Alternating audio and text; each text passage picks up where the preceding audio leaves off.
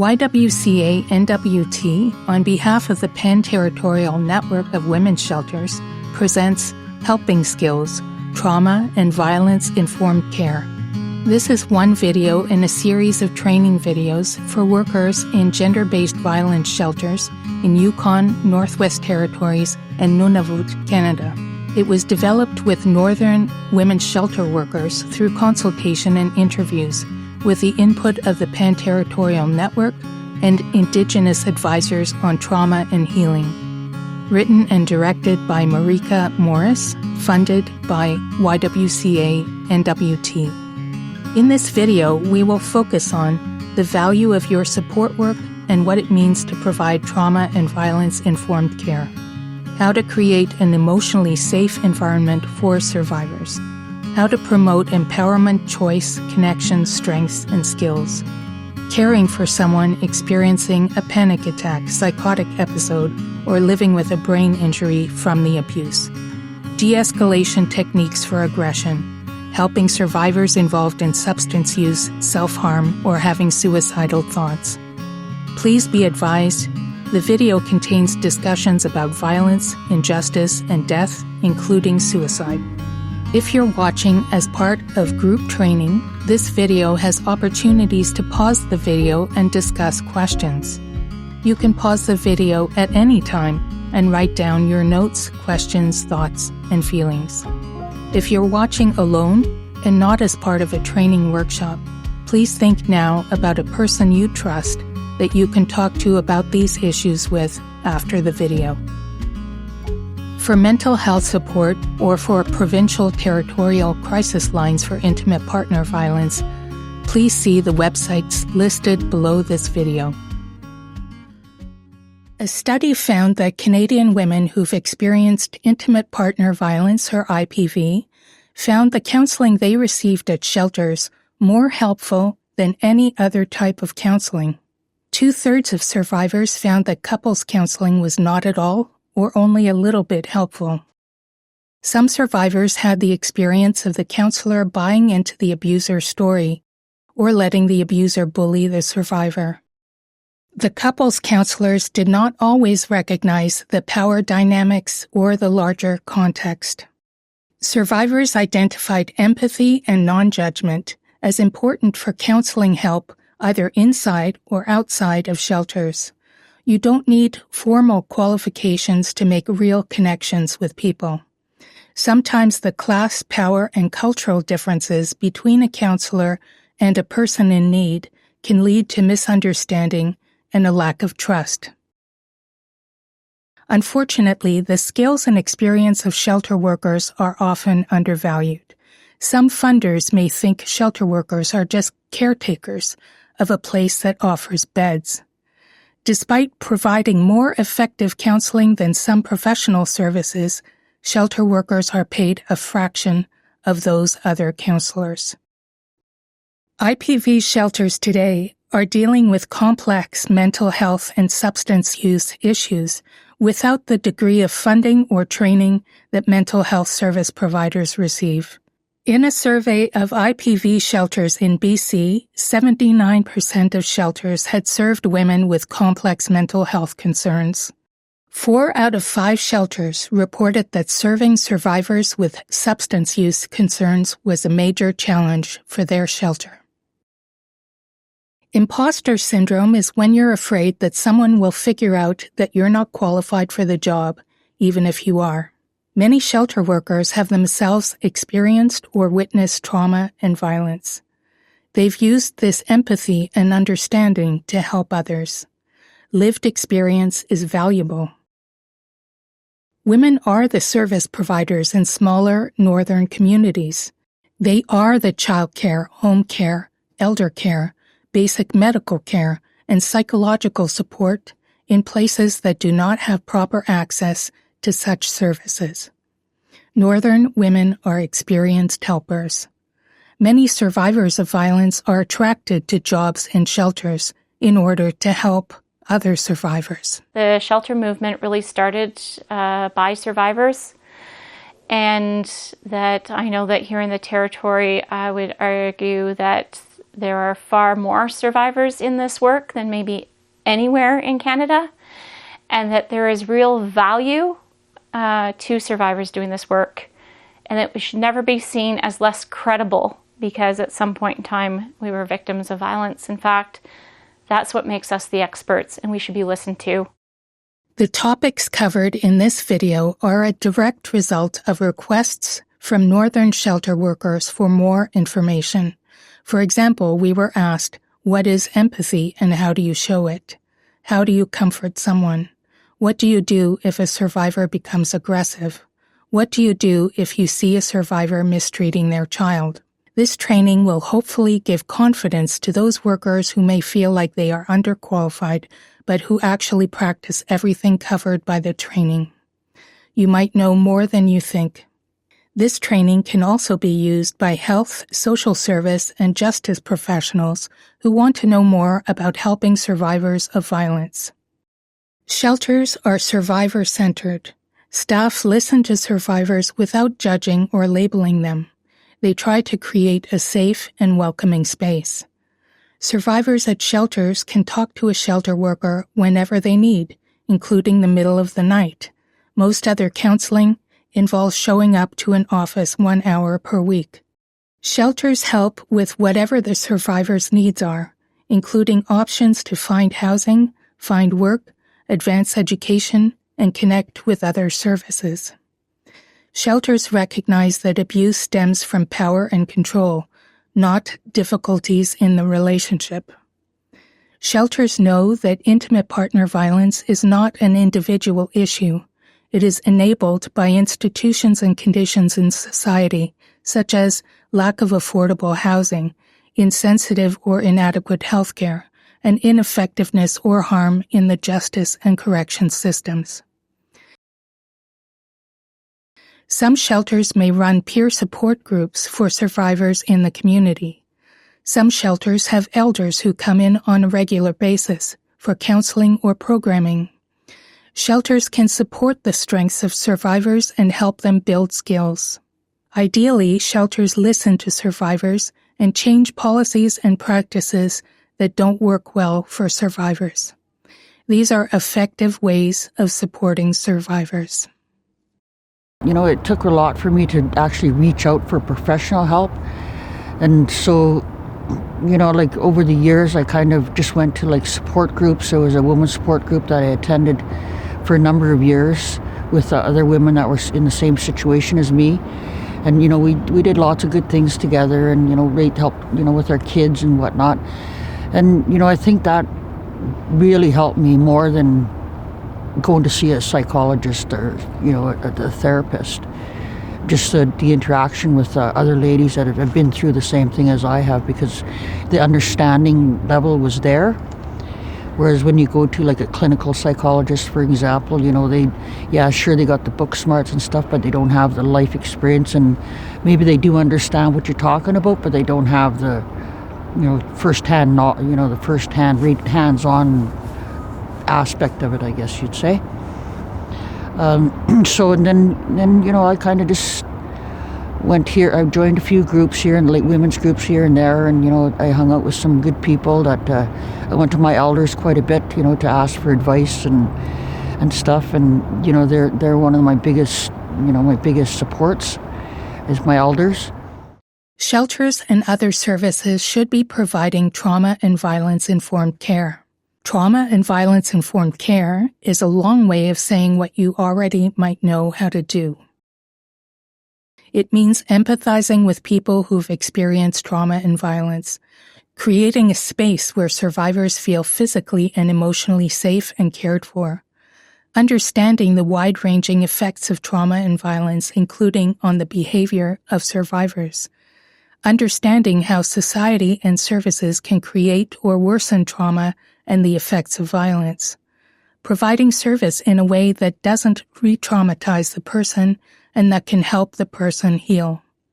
You can stop the video here to discuss your experiences. Have you received service that was not trauma and violence informed? How did that feel? The principles of trauma and violence informed care are awareness, safety, empowerment, and connection. Focus on strengths and building skills. We'll go through what each of these principles mean and how to act on them at the shelter. The first principle of trauma and violence-informed care is awareness and understanding of how trauma and violence impact people's health, income, behavior, and other aspects of life. How trauma and violence interact with gender, race, culture, income, disability, immigration status, age, and the larger society, and how trauma and violence are enabled by our larger society through insufficient services, housing, and income support, and through services and institutions such as healthcare, policing, justice, education, and workplaces not being trauma and violence informed. Awareness also includes an understanding of how violence and trauma can affect individuals. Survivors may experience flashbacks and panic attacks, substance use that stems from needing to numb the pain, traumatic brain injury, depression or suicidal thoughts, anxiety, hypervigilance, always looking out for threats, memory and learning difficulties, problems trusting anyone, difficulty with decision-making, withdrawal, disconnection from others, including their children, aggression, and effects on parenting and social interaction. An example of awareness that behavior can be related to violence or trauma is that some people may judge someone who sleeps all day as lazy or not stepping up to their responsibilities. Judgments don't help anybody. A survivor who sleeps all day could be depressed. Sleeping a lot and not caring for yourself are some of the possible signs. Feeling safe from abuse for the first time in years and catching up on the sleep they need. Experiencing a traumatic brain injury or TBI. Weeks of rest are exactly what is needed to heal from TBI. When someone is in a trauma response state, they sometimes have a hard time identifying what is occurring, and they don't realize that they are in a response. Some people go into like a freeze state where they just don't have the ability to understand why they're frozen and they can't respond. Some people go into a very hostile response where they get very defensive, and because of all the trauma built up, they're just not able to immediately calm themselves down. Trauma can trigger the body's fight, flight, freeze, or fawn responses. These are responses in our brains and bodies to any real or perceived threat or stress. We all get angry or tired at times. Most of us aim to be calm, relaxed, engaged, present, and in control of ourselves.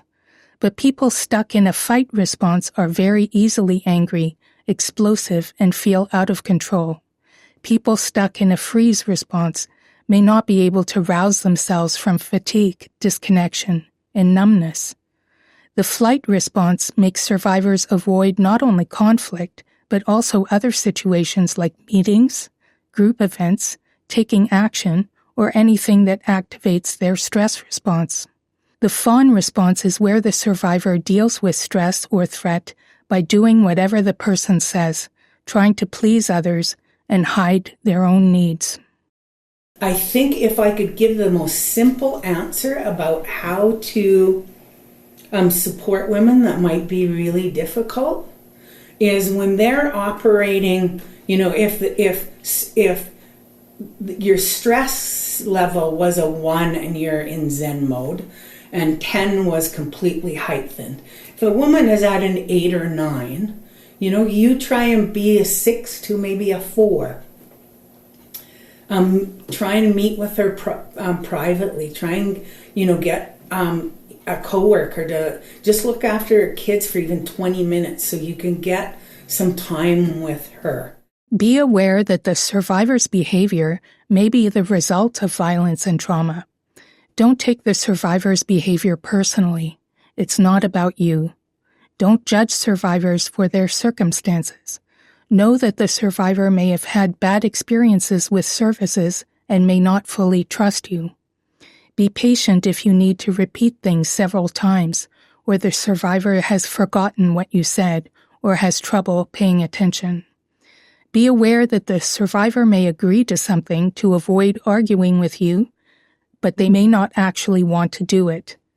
The survivor may agree to something that they don't fully understand, but they're afraid to ask questions. The survivor may behave in a way that seems unreasonable to you.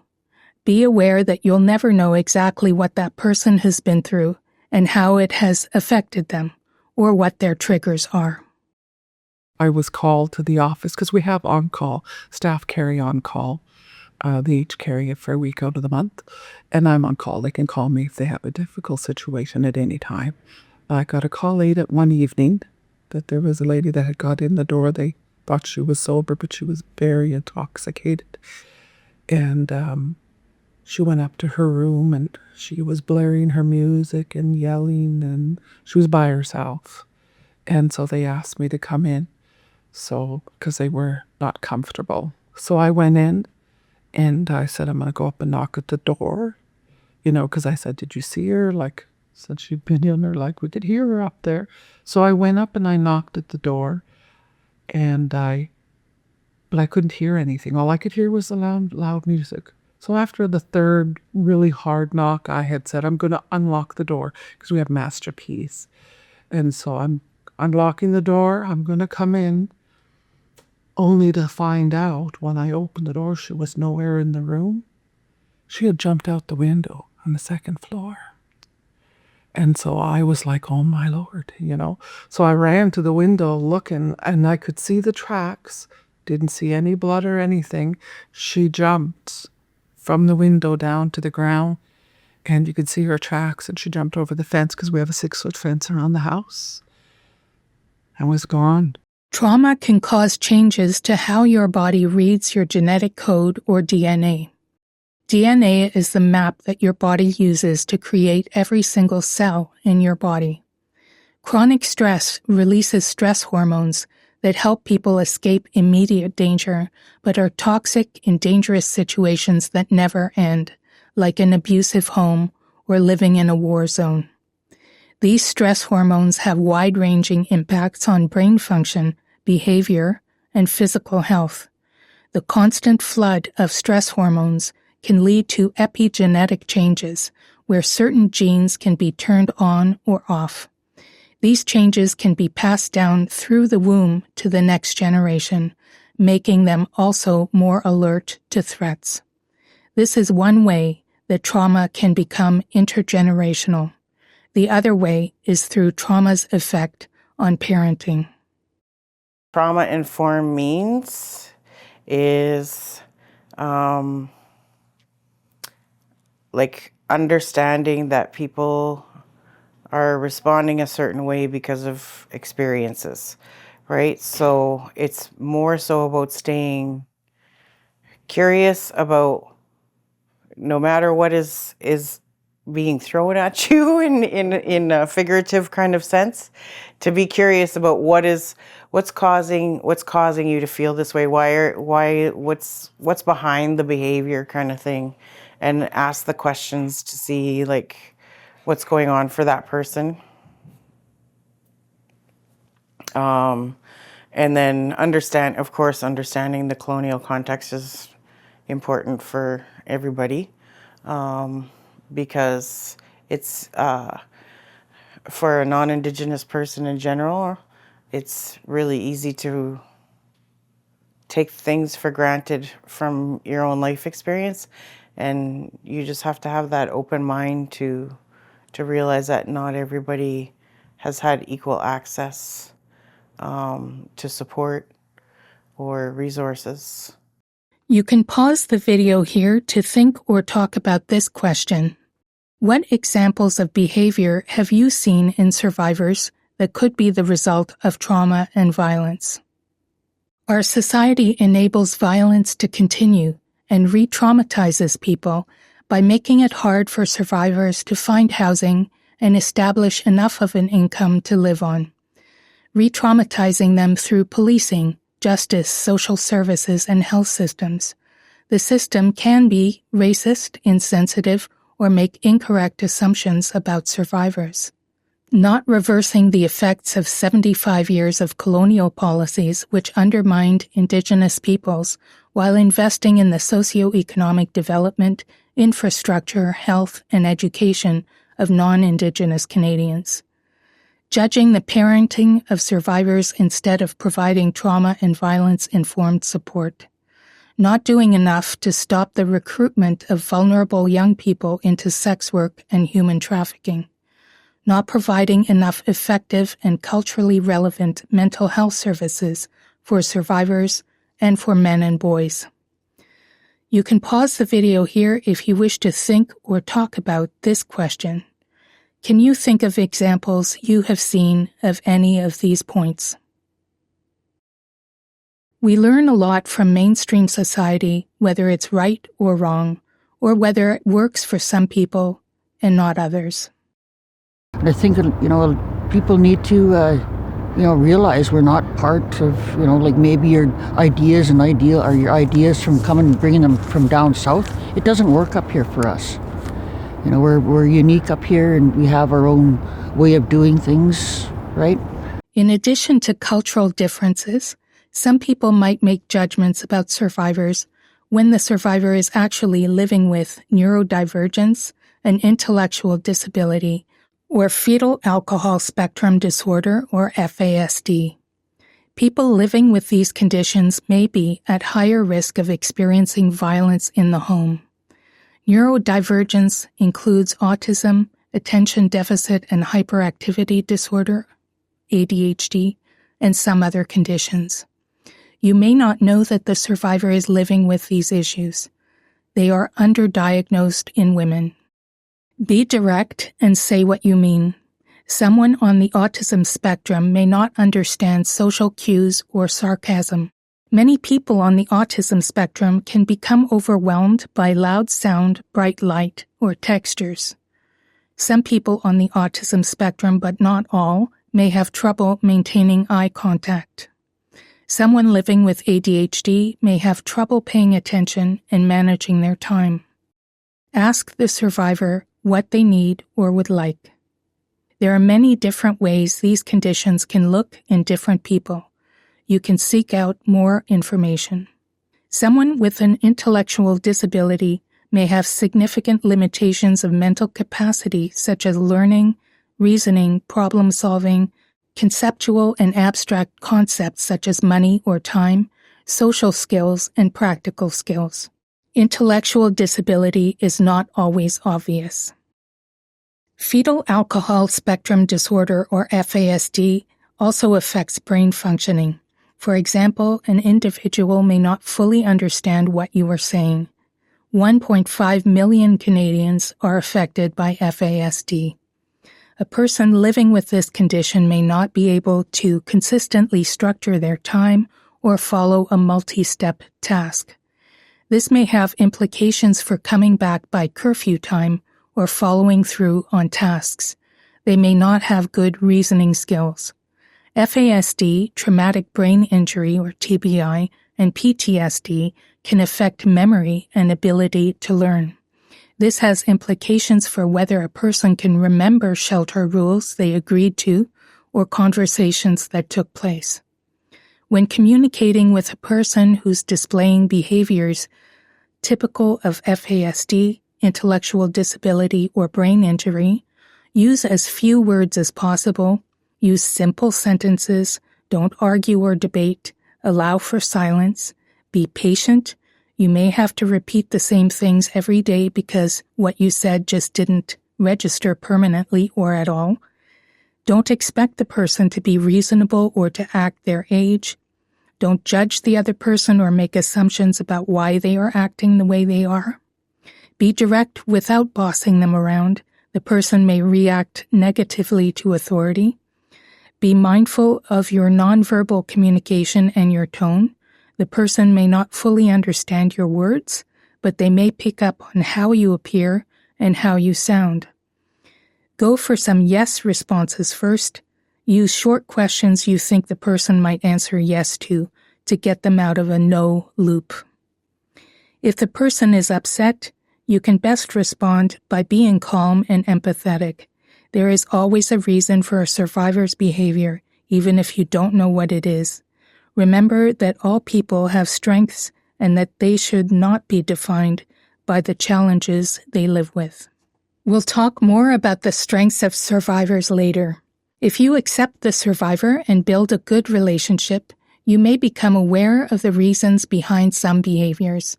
You may never know for sure about others. She came to our shelter and with very little information from her caseworker. All we knew was that she's not accepted in any other shelters. We're the last resort. Of course, you want to help somebody with no information until it started really popping up in person with her. So, you couldn't talk to her or look at her without her, you don't know if you can say hi or what it is without her freaking out about it. And then, so later on when she would blow her top, and then she would finally calm down, and then right in that moment where she's calm, she was able to tell you why she was acting this way. So if you sit with a person for at least 10 minutes, they'll start to tell you about their history and where they come from, because everybody has a past. With her, she said that if she didn't buy the food at home, she wasn't allowed to eat it. So she would go 2 or 3 days without eating. Or if she, it depends if her mom wanted to share the food with her. So if she made her mom mad, she was punished. She wasn't allowed to eat the food, things like that. So you have to grow a relationship with the person, right? So even though she was yelling at me breakfast, lunch, and dinner, you'd go knock on her door and tell her there's food or snacks or whatever. And then she realized that we weren't going to punish her for her reacting in such an aggressive way.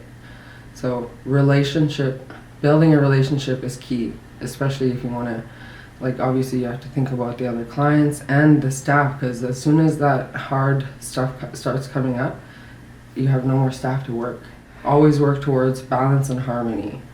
In addition to psychological trauma, survivors may experience traumatic brain injury, or TBI. TBI is physical trauma to the brain, ranging from concussion to temporary or permanent brain damage. TBI is caused by a hard blow or jolt to the head, neck, or body that causes the head and brain to move back and forth quickly. Strangulation can also cause TBI. We hear about TBI most often in relation to professional sports. For every pro hockey player who suffers a concussion, there are thousands of women who sustain concussion from IPV. IPV survivors may have experienced repeated brain injury. Nearly half of women survivors have been strangled, which cuts off blood flow and oxygen to the brain. It's a common cause of brain injury in IPV and a strong indicator of future violence-associated death. Shelter teams understand that women who've experienced intimate partner violence-related traumatic brain injury may have trouble assessing danger, making decisions related to safety, remembering and getting to appointments, learning new information, managing substance use, adapting to living in a shelter. Repeated TBIs may lead to longer recovery times and have more serious consequences. Survivors with TBI are best supported by allowing time for rest in a quiet, dark place as needed, keeping meetings brief and to a minimum, encouraging the survivor to seek medical attention, providing travel assistance to attend appointments outside of the shelter, offering to accompany the survivor to appointments, reviewing safety plans often and in detail, providing notebooks, calendars, agendas to support the survivor's efforts to be organized, being realistic about the survivor's abilities and limitations. Everything may take longer, and the survivor may be easily frustrated. Supporting survivors of abuse and brain injury through research, or SOAR, is a BC-based multidisciplinary community-engaged not-for-profit organization. It studies brain injuries and creates tools you can use to help survivors. A link to these tools is provided below the video. You can stop here if you like and discuss this question. In your shelter, have you seen survivors who need to sleep a lot but are never well rested? Forget rules, instructions, meetings, or appointments. Don't seem to understand everything. Are depressed and unmotivated. Are irritable or get lots of headaches. Part of awareness means looking at yourself to see how much power you have or don't have in relation to the people who come to you for help. Power differences can affect how much survivors trust you and how free they feel to ask questions. Just the fact that you're perceived as a person in authority may give you some power, even though in other ways you may not have power. I receive so much unearned power because of who I am and how I present. And the three big ones are being white-skinned, being born in Canada, and being English-speaking.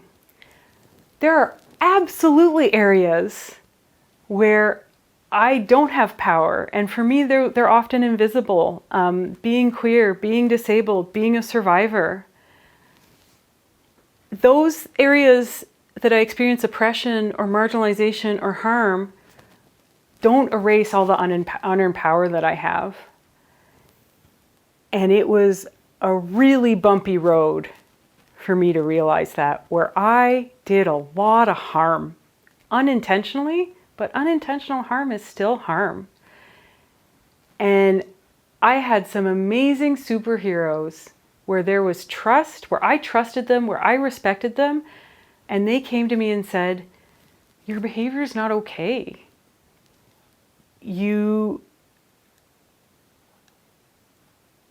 I was going to start a sentence that said, but they offered me, when they came to me, when these people I respected and admired said, like, it was often gentle. It often wasn't confrontational. It was more, have you thought of this? Have you considered that you both can have a tremendous amount of power and privilege in some ways, and in other ways also be oppressed? Even if you have a lot in common with the survivor in terms of culture and background, you are still different people. What has worked for you may not work for that person. Just because you were able to overcome something doesn't mean it'll be exactly the same path for the other person. The person may have hidden disabilities, such as FASD. The person may have had experiences you don't know about and that you have not experienced. You are seeing the person at a moment in time of crisis and trauma. Don't assume that this is the way the person has always been and will always be. To be culturally safe in the helping profession is critical. One of the foundational parts is to really understand and know that everyone has their own set of beliefs and values. When we start to make assumptions that because a person is of this ethnicity, we start to stereotype. And stereotyping is filled with biases and assumptions, and sometimes it's not fair to a person when they are being stereotyped.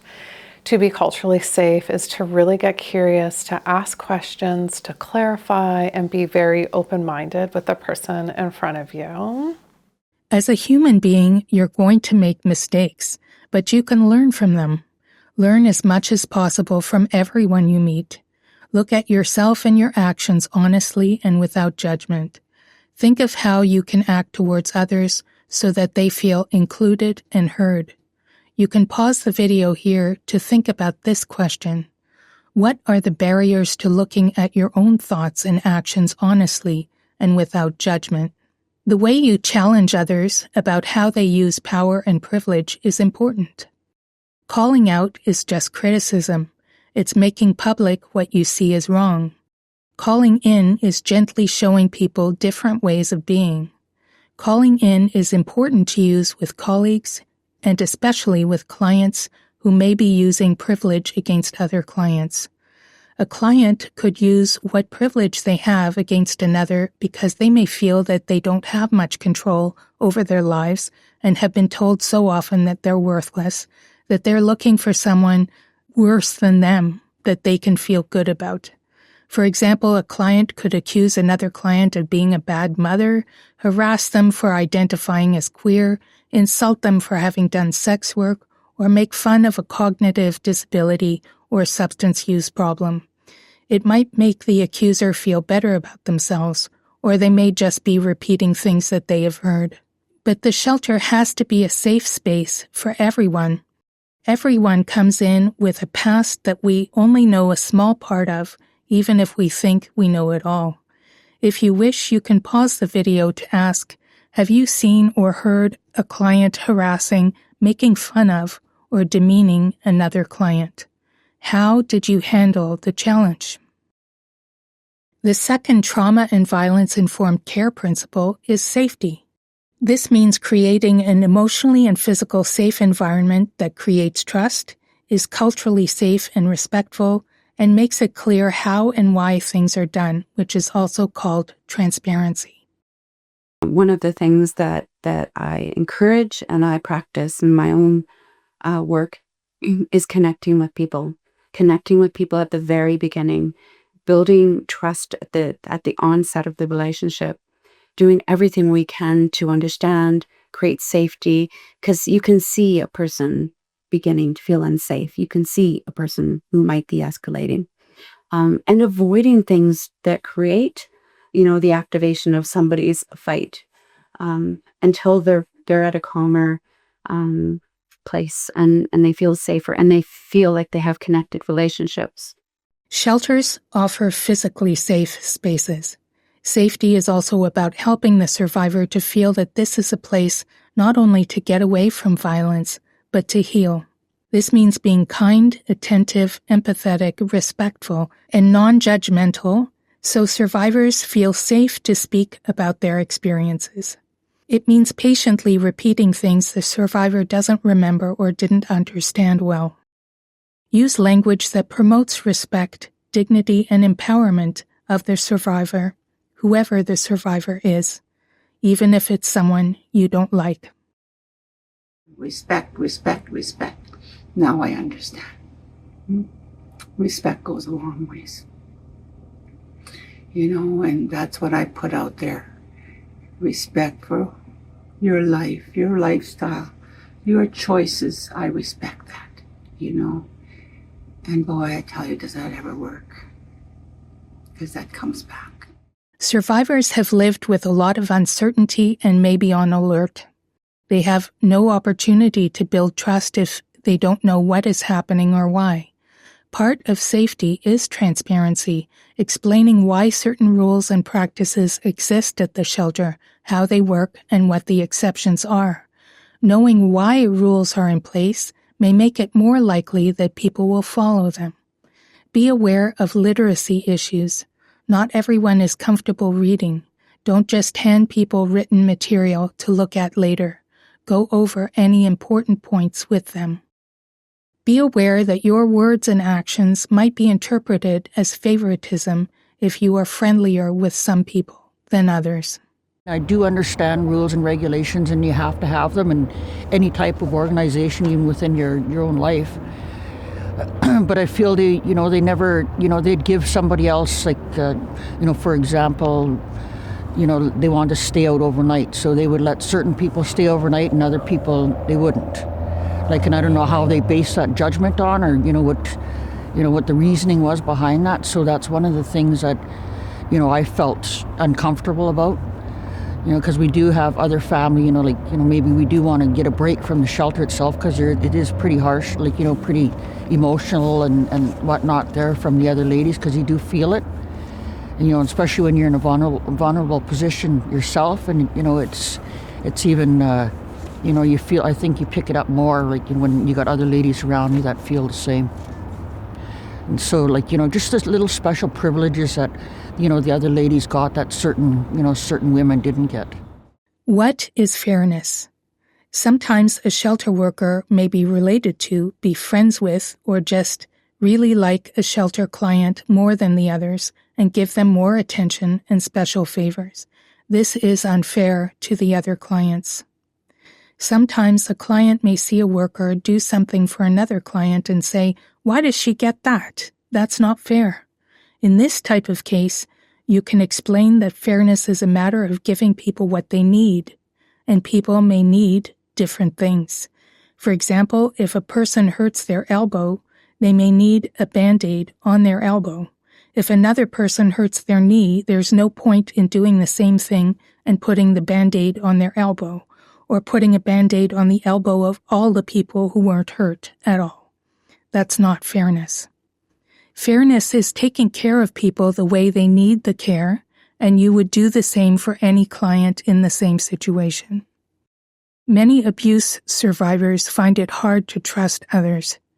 They've been hurt by people in authority over them or people who claim to love them. They may feel powerless and worthless. Empathy, respect, and non-judgment are especially powerful when the survivor has limited experience of these things. Definitely a lot of empathy, for sure, and being non-judgmental, because I find being non-judgmental, these women have come from very, very hard lives, and we do not know what they've walked through. So every time I've seen somebody, it's a new lens, it's a new, fresh time. It's not being judgmental whether they've come to the shelter 5 times or 25 times. Well, when she first walks in, I tell her my name. I introduce her to myself. I say, hey, I'm Sherry. And I offer her to come sit down, have a cup of tea, relax for a minute. Bureaucracy is never more important than people. The survivor may have experienced being considered secondary to rules and systems. Even if you have to do something because the rules or your manager say you do, think of it from the survivor's point of view and what they may feel. If they can only stay at the shelter for a certain amount of time and you need to get them to find other housing, don't say it in a way that the survivor thinks you want them to leave. You can say that the rule is a government requirement and that is why you're asking. Offer to help them find housing. If your shelter allows it, you can say that even when the person leaves the shelter, they will have access to counseling and help from shelter staff. If they don't feel welcome or don't feel that you understand or empathize with their circumstances, they probably won't trust you. And, they just kind of, I don't know how to explain it, but, you could just feel it in the air. They basically, I'd heard just a couple of weeks ago that one of the ladies just got there and she was a single lady who just came down. She was shipped down from out of the Yukon, and not even, 2 days later they were asking her when she was going to leave. So, that's the type of thing that, even at the time that I was there, that was going on. I do understand it's only there as a temporary shelter to make women feel safe and whatnot. But, I feel that they should be, more understanding of a person's situation, especially nowadays with COVID, what's happening and the housing crunch that's going on. It's very tough here to find a place, even when you are in the shelter. So they just didn't have just because they had, I felt like they had a safe home to go to after they got off work. So, as a woman living there, I didn't have another place to go at the time. Offer but don't pressure the clients to do activities. Don't pass judgment on what they eat or do. They're doing what they need to for their own comfort and survival as they see it. Meet survivors where they are at, not where you would like them to be. The only thing is when you came in there, the workers themselves would look at you and examine you. I felt like I was being examined if I was, are you under the influence of alcohol? Are you under the influence of drugs, whatnot? So I felt really judged at that when I used to come in. And yeah, and the shelter workers themselves, there was, there's 1 or 2 of them that really do know what they're doing there, but I feel a number of them don't have the right skills, the empathy and the compassion that the women need. Survivor-centered care means focusing on what the survivor needs. So care and comfort is number 1. And when a woman comes to us or calls us, the first thing is, you're courageous. It's like, we have nothing but respect. And upholding dignity is the primary solid foundation. This is not an easy thing to do. And yet, when a woman's in crisis, they're experiencing everything based on the reaction to trauma. So they may not even come across like they're experiencing trauma or crisis. They may be just, very good at just calm, cool, and collective. And so providing that calm, care, comfort, the basic needs, water. There have been times when we'll give somebody a blanket just because they're shaking so bad. And then just being present with them, visually connecting with them, and seeking what their needs are immediately. Is there medical needs? Is there, we experience women who have no shoes on their feet, no jacket. They just walked out of their house that day and decided that was the day and arrived with no shoes on their feet. That's a surprisingly common thing. And so you can see at that point, there's a whole bunch of need there of just calm and comfort. And so really minimizing the, here's our rules, here's our regulations, you can come at this time, go at this time, this is what we expect from you, that they don't even hear it, or they begin the resistance towards us at the very beginning. And if we start like that, that's the relationship we're going to have with women. It is helpful to offer calming things to do, such as crafts, activities, things to fidget with, or rest without being disturbed, whatever they want, if possible. You can try to remove the survivor's trauma triggers as much as possible. Try to be aware of what can help a survivor feel safer. One training module in this series is dedicated to safe and welcoming spaces. It will go into more detail about these ideas, as well as what safe and welcoming spaces might mean to different groups of people. Trauma-informed therapy is being able to acknowledge someone's trauma experiences and how it has impacted a person's mental, physical, spiritual, and emotional well-being. Trauma-informed counseling is to provide a safe, secure environment for a person to be able to explore the current realities of their life and how their past traumas have shaped who they are and how they respond to situations and circumstances. Safety and feeling welcome might mean different things to different groups of people. The following definitions are adapted from the Okanagan Nation Alliance. Cultural sensitivity is recognizing the need to respect cultural differences and being respectful within the service user's definition of respect. Cultural competency involves knowledge of histories and circumstances of groups and ability to adapt care to more effectively meet the service user's distinct needs. Cultural safety is what happens when service users feel they can trust the service provider. Culturally safe care builds trust and recognizes the role of socioeconomic conditions, history, and politics in our lives. Communicates respect for the service user's beliefs, behaviors, and values. Creates an environment where service users are treated with empathy, respect, dignity, and empowers the service user to make their own decisions. It doesn't feel safe when you believe that people don't understand you or you don't belong.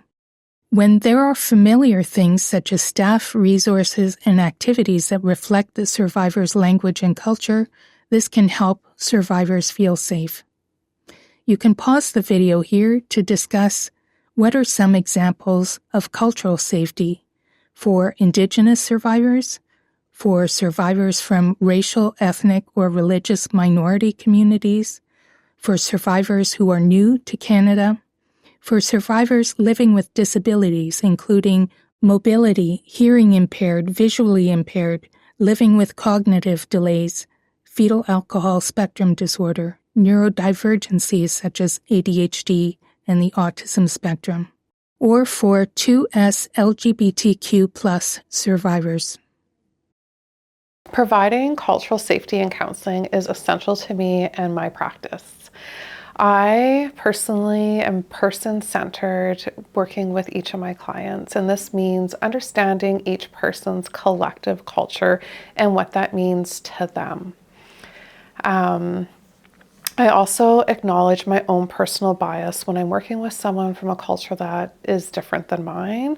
And at times I have to also check my biases on who I think I am and how my way of life is as a Métis person, knowing that each and every person has their own personal connection to culture, connection to traditions, their own values, and their own belief systems that shape who they are. People are different, have different personalities and priorities. You may have healed from your own trauma or substance use in particular ways that may or may not work for specific survivors. Another way to ensure that you are not causing harm is to acknowledge that some people's pain is very significant to them. And if it's not something that would cause you pain, it doesn't mean that the person's experience should be devalued. These are ways to create a trauma and violence-informed safe space for survivors. Empathy, respect, and non-judgment, active listening, cultural safety, reliability, and flexibility. Even with people we think we know well, we never know the whole story. The person may be living with a condition that affects behavior, such as a brain injury. They may be suicidal, self-medicating with substances, or have learned unhealthy behaviors. You may find some survivors easier to relate to than others. Be welcoming and empathetic toward all survivors, not just the ones you can relate to or agree with. I could tell all of the people that are working in women's shelters, one thing I would say, empathy is a skill. You can learn it, you can practice it. It is the thing that will get us through this part of our journey. It doesn't mean you have to agree. Empathy doesn't mean we all agree. It just means I can try my best to understand where you're coming from and the things that have happened to you. You could pause the video here to talk about this question. What is active listening? You've probably heard this before. What do you remember? Active listening is about bringing your whole self to a conversation without judging the other person. It shows that you're listening and understanding what the person is saying. Empathy in appearance, tone of voice and body language, awareness of the other person's body language and your own, paraphrasing what the person is saying, naming what the person might be feeling, respectfully asking questions, reframing the person's negative self-assessments, and allowing for silence. I think in terms of good listening skills, when someone is talking to me, I will sit down and really listen, sit down relaxed, not tense, not have my hands folded, sit down comfortably, asking them what's going on. And as the person talks, nod my head a little bit as they share their story with me, listening to what they're saying, and also rephrasing or paraphrasing back to them what they say every now and then, so that they understand that I'm listening to them, right? Because I think when I paraphrase, that helps me to make sure that I'm getting whatever they're telling me correctly, and that reassures them that I was giving them 100% of my attention and time. So in terms of nonverbal communication, it is so crucial when you're sitting down with the client and listening to their story. You have to sit down in a way that shows that you're open. You have to be relaxed. You have to be comfortable, and you have to look respectful. You can't have a look on your face that shows that you're judging what they're saying to you. It's so crucial because that's all part of the helping and the listening skills. If the clients feel like you're going to listen to them and you're taking everything they're telling you into account, they're more likely to come back to you for help if they need it. They're more likely to come back to the shelter if they need help. But if they show up and the staff are tense and they look upset because they have other stuff going on for them, or then they're sitting there, but then answering the phone, for example, as they're talking to a client, then most times clients don't feel welcome. So part of the listening skill is making sure you give the client 100% of your time. If someone else is around, get them to answer the phone. Sit down with the client, listen to what they're saying, paraphrase with them, and give them 100%. You can pause here to think about examples of where someone used active listening with you and how that made you feel. Think also about someone you were talking to about something important, but they didn't seem to be paying attention, care, understand, or encourage you. How did that feel? There are other ways you can let the survivor know you feel empathy for them and that it's safe for them to trust you. Get someone else to answer the phone so you can have a conversation with as little disturbance as possible. Give the survivor your full attention. They are the most important thing right now. Nod when they're telling you something to let them know you're listening. Express concern for them and sadness for what they've been through. Assure them that they're safe right now and the shelter is there to help.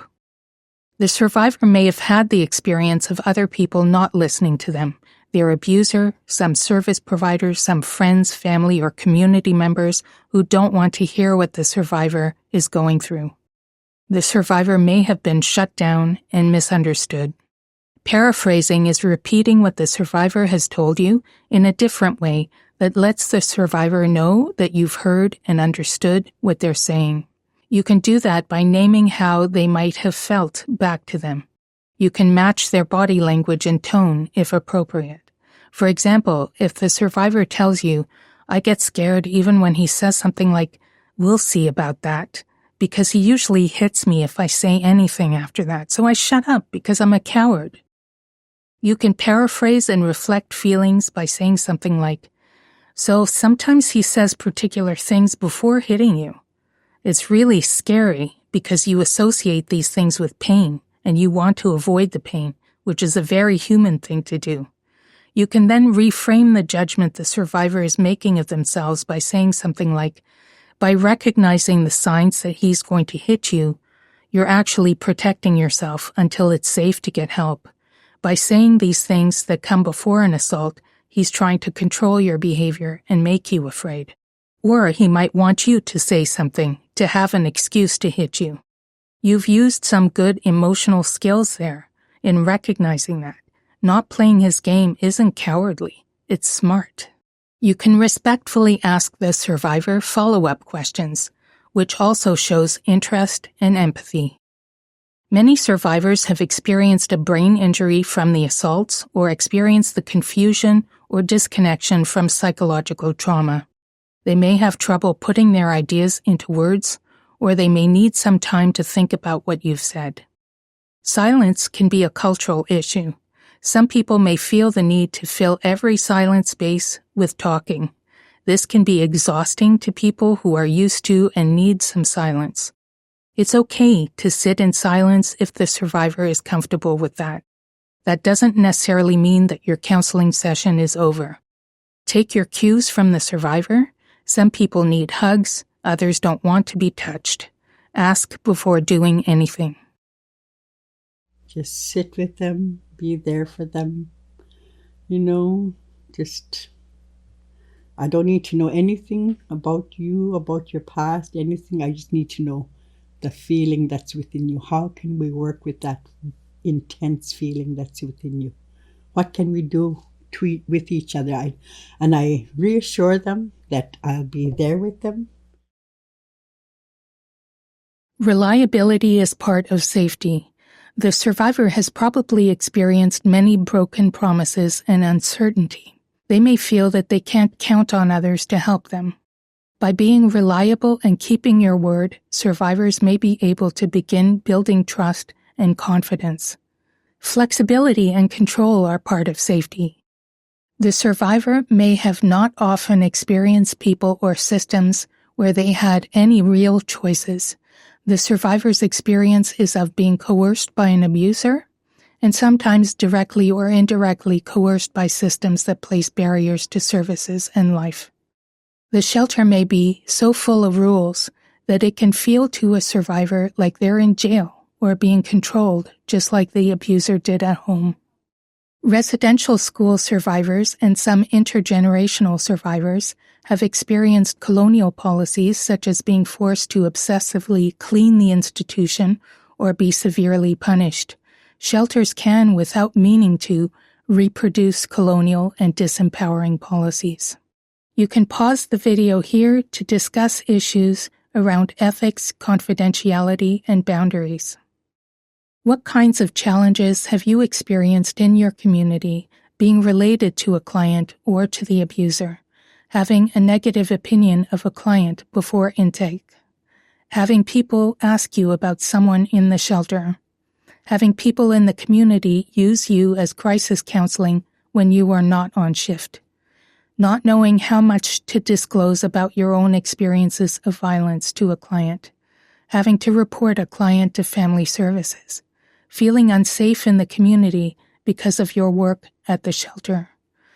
What are some best practices? What has worked in dealing with issues like this? One of the hardest things in a rural and remote shelter is to maintain confidentiality when family members are asking about other family members staying at the shelter, or when the whole community knows who is at the shelter and is speculating. And so now the whole community knows, and people will weigh in and like, why is she there? She might not be abused, or there's a lot of reactive things that can happen in the community. We've had individuals stay here in our community who, they're in pretty significant positions and in our community. They're well known. And they're very, very well off according to the community. Why aren't they renting a place or staying in a hotel? Why are they at shelter? And so that does happen in a small community. And so it would be helpful for us to have more time to do more education and engage the community better, so that these perceptions can be better understood. It's particularly challenging for shelter workers when the worker is related to either the survivor or their abuser. It's difficult when your auntie arrives at the door and asks questions about how your cousin is doing. You may have a deep personal and cultural respect for your elders. One strategy is to say that your job requires you not to say anything. So I've had my fair share of relatives coming into the shelter, but I'm the one doing the paperwork because I was the coordinator. So for me, I would say first, okay, so what we need to do is paperwork now. Just remember that these are the policies and the guidelines of the shelter. These are not mine. We are related, but here, when we're at work, when I'm at work, I'm at work.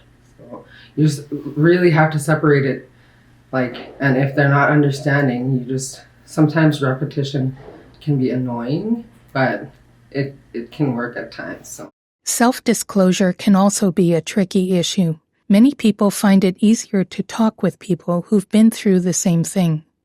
It can be good for building trust and conveying empathy.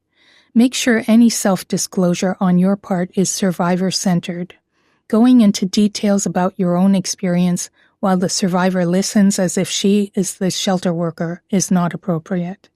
Know also that what you say may be repeated elsewhere. So self-disclosure can be a tricky one.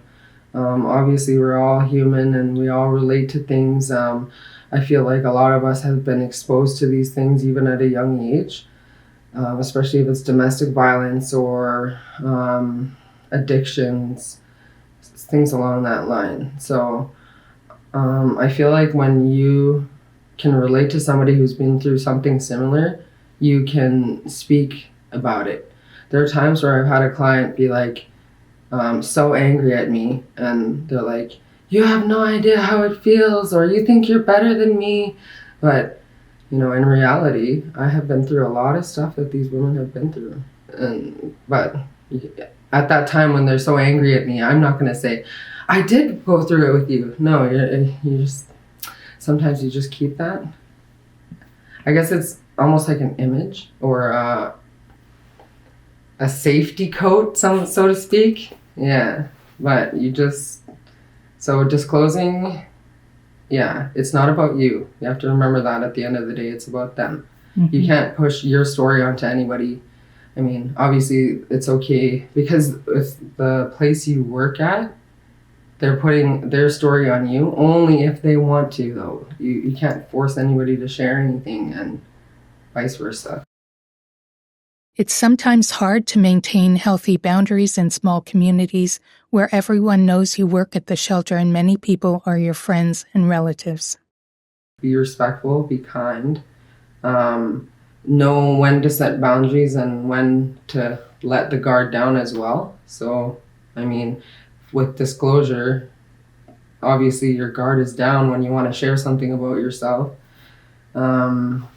Just to keep the conflict at a minimum, I think. I do remind staff, like, yes, you can be friends with them. I mean, it's only human nature to start a friendship with somebody you just meet. But try not to share phone number or exchange phone numbers, lend money. You can add each other on Facebook, but only after the client is not a client. Just to kind of, you learn from past incidents where it's not always good that way, but just a reminder there. For a safe and welcoming environment, just to remind them that it's a judgment-free home, discrimination-free. We're going to go over how to apply trauma and violence-informed principles to a common part of shelter work, intake. When survivors first come to the shelter, they've experienced more trauma than you know, and they are in crisis. One of the first things that happens to them at the shelter is that someone in authority, that's you as a shelter worker, asks them to sit down and answer very personal questions. Intake can feel invasive. It can also be a burden to someone who is in crisis.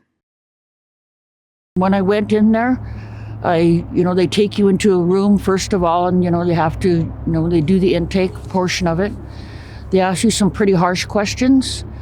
I felt like, they could have waited maybe a day for me to answer those questions because I was really upset. And I felt like I was kind of put on the spot. Trauma and violence-informed intake does not create more stress for the survivor. It's survivor-centered. Take your cues from the survivor. If the survivor is distressed, first deal with the distress. Depending on the situation, that could mean just listening, dealing with one of the survivor's priorities, or letting the survivor settle in, eat, drink, rest, or attend to their needs. If you notice that the survivor is uncomfortable, you can ask, is it okay to answer some questions now, or would you rather do it later? This gives the survivor a message of concern and respect and gives the survivor some choice. I just give her like a moment just to de-stress before I do an intake. And I ask her if she wants to do an intake, or if it's a little bit too overwhelming, we could do it later. If she just wants to talk to somebody, that's fine too. So we just kind of get them to come in and kind of relax for a few minutes, and then we'll do an intake and kind of get them settled in with their kids or stuff like that. In treating women who've experienced intimate partner violence, the American Psychiatric Association says, try not to discuss too quickly the trauma that survivors endured. It can increase the risk of dissociation and feeling overwhelmed. Obviously, transitioning into a shelter from what could be an unfortunate situation, you want to just take it easy on them, especially if they're on edge or you sense something. Some of them are not very open because they don't have a relationship with you. So you just, for what we do is you have up to 72 hours to actually do the paperwork. So you'll just let them get acquainted, especially with the children. Most moms with children want their children to be in school if that's when they come into our shelter. So we'll help them, support them with getting them enrolled. But other than that, whenever they're ready to do the paperwork, that's when we do it. The following intake guidelines have been adapted from the Canadian Public Health Association. You can also adapt them using your own experience, language, and what you think is culturally appropriate. Before you begin intake, you can ask, "Is it okay if I ask you a few questions for our records? We can step into the office where no one can overhear us." We ask these questions for two reasons. We're required to report on how many people use our shelter and what kinds of things they're dealing with to our funder, but we don't give them your name. We also collect information so that shelter workers can know how to help you. Some of these questions are very personal, and I have to ask everyone these questions. You don't have to answer any questions you don't want to. Is it okay to do this now, or would you rather do it later? Is there anyone you would like in here with you to support you? This information is confidential and is for the shelter only, but I have to say that by law I have to report if a child is at risk of abuse right now. It's possible, but very rare, that what I write down here can be summoned up for court. You can also use these records later if you need them for a court case or to prove that you've experienced violence. Do you have any questions before we start? During the intake, use active listening methods. It's important that the other person feels heard and not judged. If the other person is struggling, you can say, "Take your time. Is there anything I can do to make you more comfortable? Would you like some tea or water? Would you like to do the rest of this later?" Point out their strengths and skills, such as how they protected their children or themselves. If the survivor mentions issues that other services can help them with, you can say, "There are some other services that could help you. I can put you in touch with them if you want." If you have to go over shelter rules during the intake, make sure clients know the reasons for the rules. Don't just give clients something to read. Don't assume that the client is fully literate. Understand that learning and memory difficulties can be a part of experiencing violence, and they may not fully understand or remember what they're reading or what is being said. Look to see if they seem to understand and encourage any questions. If you're asked a question you don't know the answer to, say so.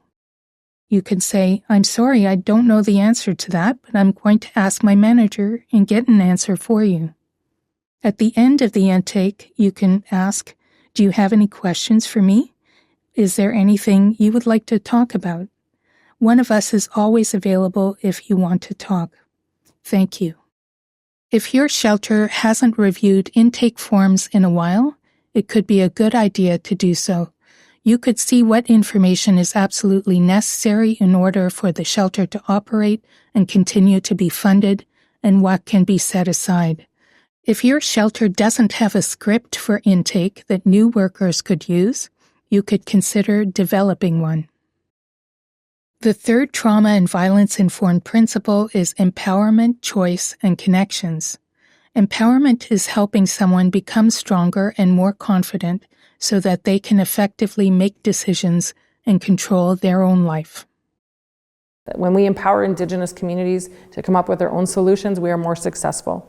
When we empower Indigenous women who are in incredibly tough situations to regain control over their lives, they are more likely to be successful and overcome some of the other issues they may have.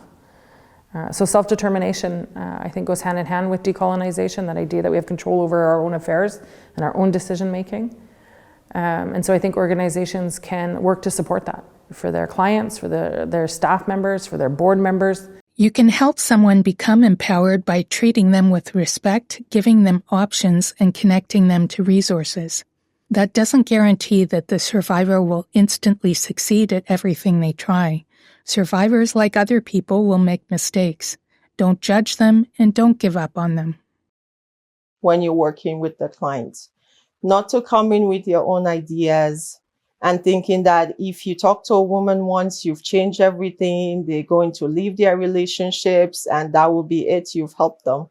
You have to meet them where they're at. Many of these women have so many issues to overcome before they can safely get out of relationships. This is where you sit down with the client, have an understanding of what's going on for them. Sit down and develop a plan with them, not for them. You don't tell them, I think you should go to housing and put in an application. I think you should do this. Like, those are just some examples, right? Where sometimes workers are trying to give them ideas instead of asking them, what do you feel you need? How can I support you? How can we work on this problem together? When you do that, when you use that approach of we instead of how can I help you, then it becomes a partnership. And in a way, you're giving back the woman her power, her control, her sense of control over her life, instead of trying to dictate to her what you feel she needs to do. The survivor has just come from a situation where they were being controlled by someone. They've had limited choices. If the survivor has little or no income, their choices are also limited by that. First Nations, Inuit, and Métis survivors may also be dealing with intergenerational trauma, which has shaped their choices. They're coming into a shelter which has its own rules. It may make them feel like someone else is still controlling them. I think it's just mostly, to listen more and to, not make judgments or them saying, well, you should be doing this. Like every day they try to push you to do something, right? And I don't feel that they should be doing that because everybody heals in certain ways in their own time. And I feel that, when you're ready to move on, get out of the situation itself, whether, you go back a few more times or whatnot, and, you come back to the shelter and they say, oh, you're back again, like that kind of an attitude. And I really feel that, everybody, like I said, everybody has their own situation and how they deal with, their abuse or what they may have suffered. And, it takes time, and I feel that they should have more, just listen rather than trying to, tell you what to do. Make sure survivors feel like they can make choices and that you won't judge any of the choices they make. Be understanding about survivors who experience so much fatigue or overwhelm that they find it difficult to think or make choices right now. Alison McAteer House in Yellowknife offers all new clients the choice of whether to take pictures of their injuries. The shelter will keep these pictures on file if the survivor ever needs or wants them in future. This can help them later if they have left the abuser, but the abuser continues to harass them. If there is no other record of their injuries, they could use these pictures to get a protection order or use them in court in a custody case to prove the abuse. One thing that my staff have done is if a woman comes in and she has bruises, whether they're on her body, her face, anywhere, then staff offer to take pictures of them, because a lot of times the clients don't like to go to the RCMP and do that. A lot of times they don't like going to the RCMP at all for anything. But if they're comfortable with any of the staff, whether it's myself or our staff, we will explain to them why we will take pictures. We take the pictures so that if they ever have to go to court, then they're on their file. Nobody else sees them. It's very confidential. They stay on their file until they need them. I have had a few that have come back for them, that have had to go to court. And so it's been very, very beneficial for them. The majority of them will say yes. Intimate partner violence involves disconnection. A survivor may have been isolated by the abuser and disconnected from family and friends. A survivor may feel shame about what has happened and has not told anyone, creating distance between themselves and others. A survivor may have told someone, but got an inappropriate response, like, "You must have provoked him." This may make the survivor feel distant from other people and like they can't tell them things. Because of trauma or brain injury, the survivor may even be disconnected from their own children. Many survivors dissociate, which means feeling like they're leaving their body while assaults happen. They may suppress feelings of pain and can be disconnected from themselves. Build those relationships, be present, sit beside somebody for a little while, just listen. The story is there. And sometimes we're afraid to hear the story because these stories can be everything from the worst nightmare you can imagine. But usually it's the, wow, you made it through that. You're here. You're like phenomenal that you have somehow found ways to survive this worst nightmare story. And so that means this story can change. And so, yeah, the trauma-informed approach really allows for, it's all about care and comfort. You can help make connections between survivors and other services. Know the services the survivor, abuser, children, and family members can draw on, or find out from coworkers or managers what might be right for the survivor and their family. Know or find out what the laws and regulations are that can help the survivor and children. A referral can be just informing the survivor about a service. Sometimes the service is given the survivor's name with their permission. Sometimes the shelter worker informs the survivor about a service and assumes that they will contact the service if they want. A warm referral is more than just giving survivors a list of phone numbers for other services. It's calling on their behalf if they wish it, being present while they're calling if they wish it, or accompanying them to appointments or to meet a service provider if they wish it. There may be many reasons why a survivor may be reluctant or intimidated to contact a service, such as a previous bad experience, being intimidated by professionals and professional settings, or not knowing who they will meet there or how things will go. You can talk with the survivor about their comfort level using the service. If they want to use the service but are reluctant, you can, with their permission, contact the service and make an appointment on the survivor's behalf and get the name of the person that they'll meet there. Describe to the survivor what they're likely to experience there and go to the appointment with the survivor if they wish. You can connect survivors to organizations beyond the community to let them know they're not alone. For example, the Canadian Human Trafficking Hotline. The Pan-Territorial Network of Women's Shelters Training Hub website lists organizations for the territories and for particular groups such as 2S LGBTQIA+ populations, children and youth, persons with disabilities, First Nations, Inuit and Métis, men's programs, older people, and racial, religious, and immigrant and refugee populations. Check these out on the Safe and Welcoming Spaces part of the website. Survivors have many strengths and valuable experience. They may not just connect with organizations for support, but can also contribute their skills to organizations. Helping others can be a powerful form of healing. Peer support can help empower survivors while also making useful connections. Many survivors find strength in sharing experiences with other survivors and helping to support each other. They may find themselves being able to see their own situation with the same compassion as they see the situation of others. This type of support can help survivors move forward. It can help build a stronger support system for them outside the shelter.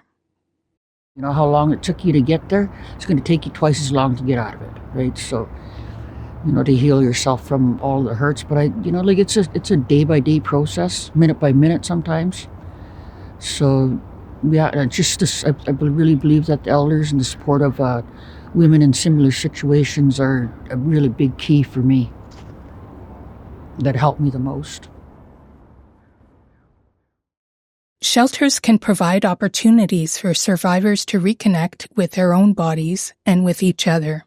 The following are ways to calm down the nervous system so that the survivor can slowly learn over time that they don't have to be alert to threats all of the time. These have been proven effective for survivors of trauma. They can be done alone, but are often more fun in groups. Physical activity, dance, walking, yoga, sports, exercise, playing with children. Mindfulness, meditation, being on the land. Deep breathing and relaxation. Singing and drumming. Being with pets or animals. Creativity, making art, music, clothes, jewelry, working with your hands.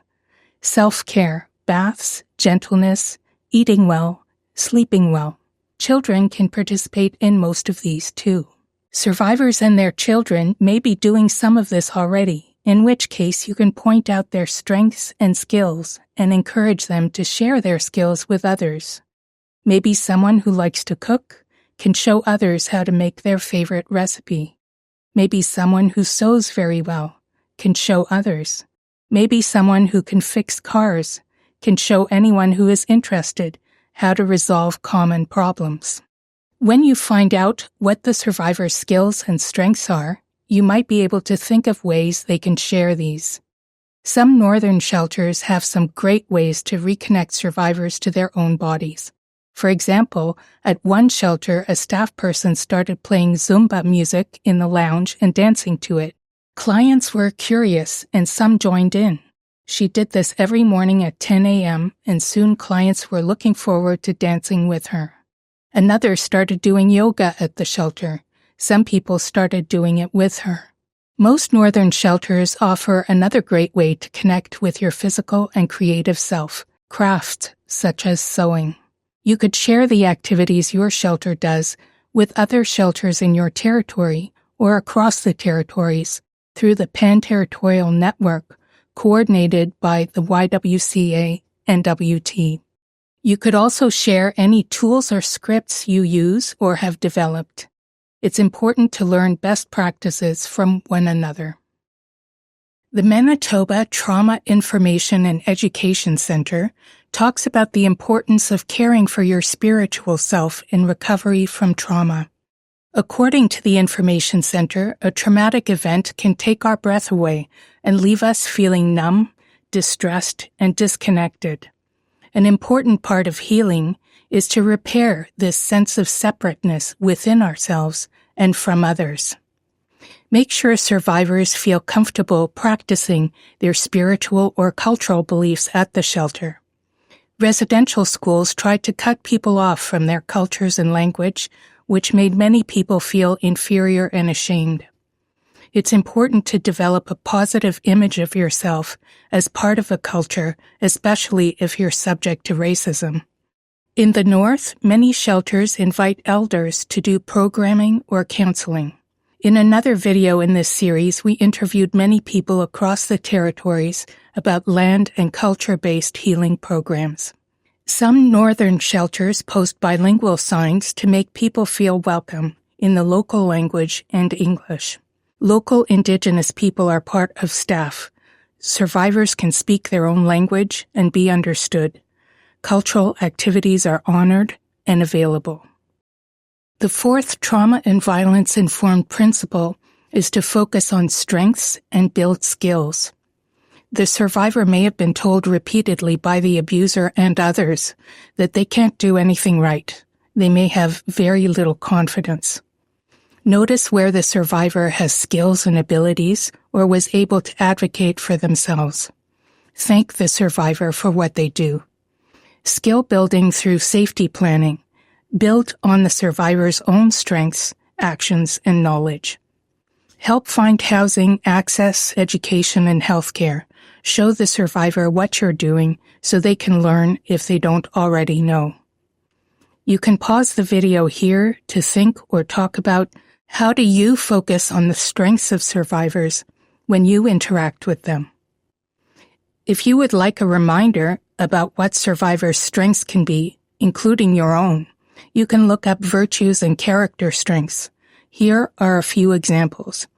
Wisdom, creativity, curiosity, open-mindedness, love of learning, perspective, courage, honesty, bravery, persistence, zest, humanity, kindness, love, social intelligence, justice, fairness, leadership, teamwork, temperance, forgiveness, modesty, prudence, self-regulation, transcendence, appreciation of beauty, gratitude, hope, humor, spirituality.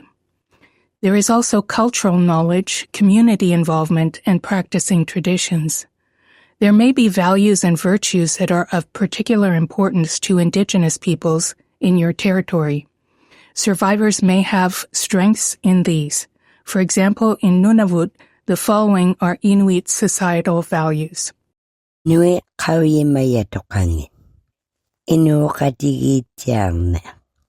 Respecting others, relationship, and caring for people. Tunganang. Fostering good spirits by being open, welcoming, and inclusive. Biyitiarne. Serving and providing for family and or community. Ayikatigini.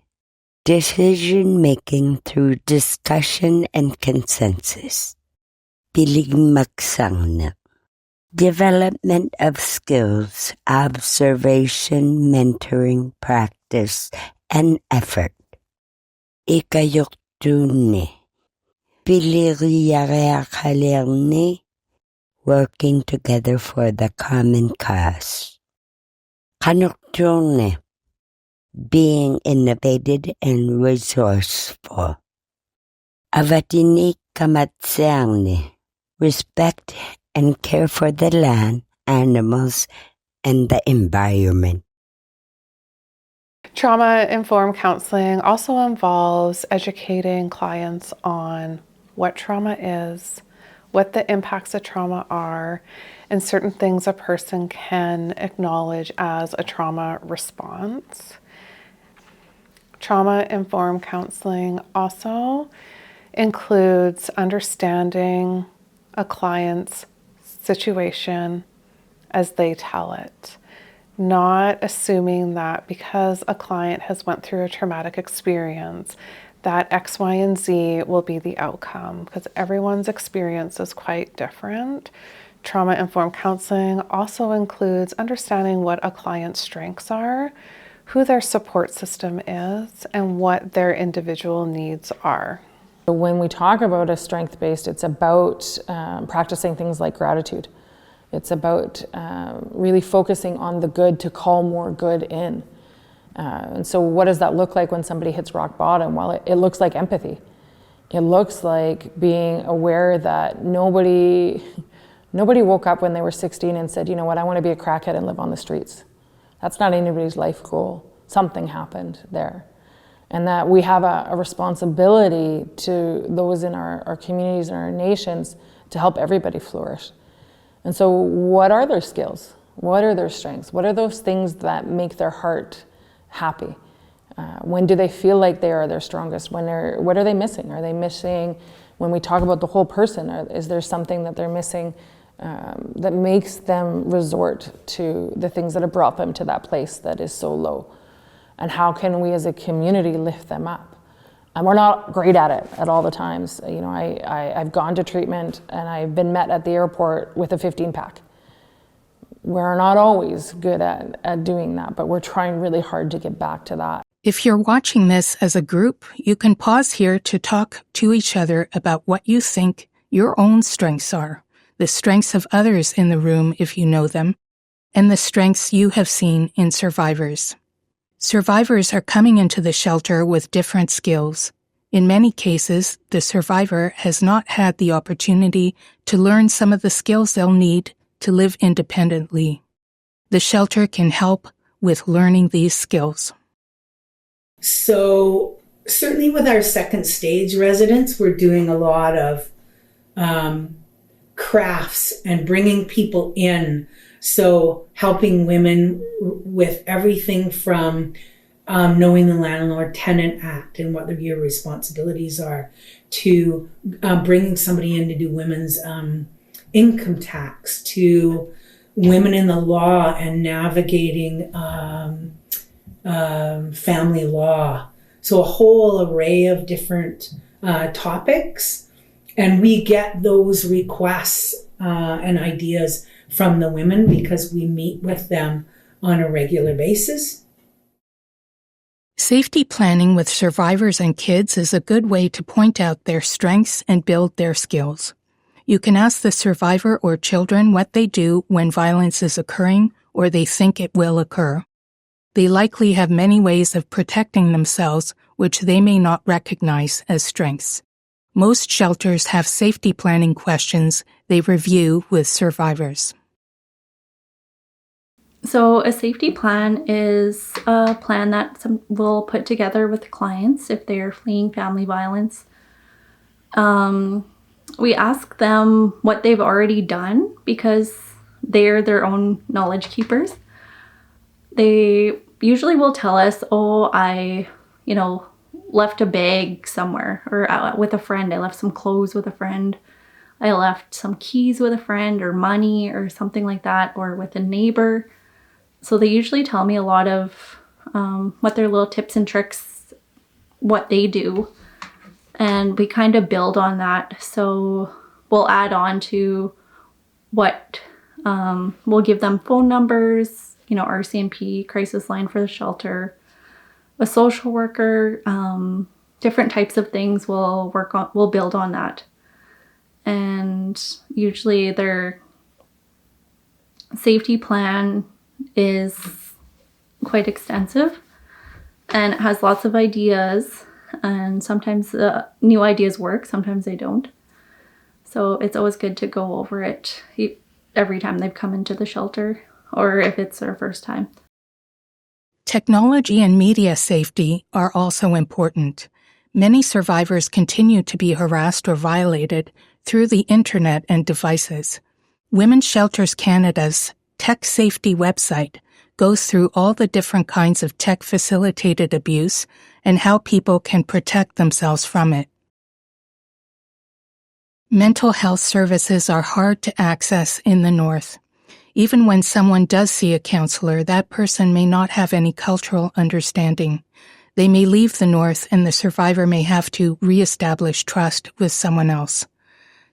Some talk therapies that survivors could benefit from include cognitive behavioral therapy or CBT, narrative therapy, dialectical behavior therapy. These involve building the survivor's skills. We'll go over them not to practice them, but to be aware of what they are.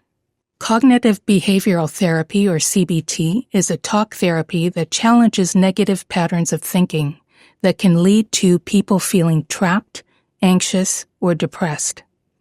These patterns of thinking can be the result of emotional abuse and the emotional consequences of physical, sexual, and other kinds of abuse.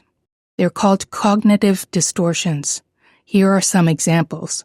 They're strongly related with anxiety and depression. Catastrophizing is overestimating the chances of something bad happening. This can lead to a panic attack.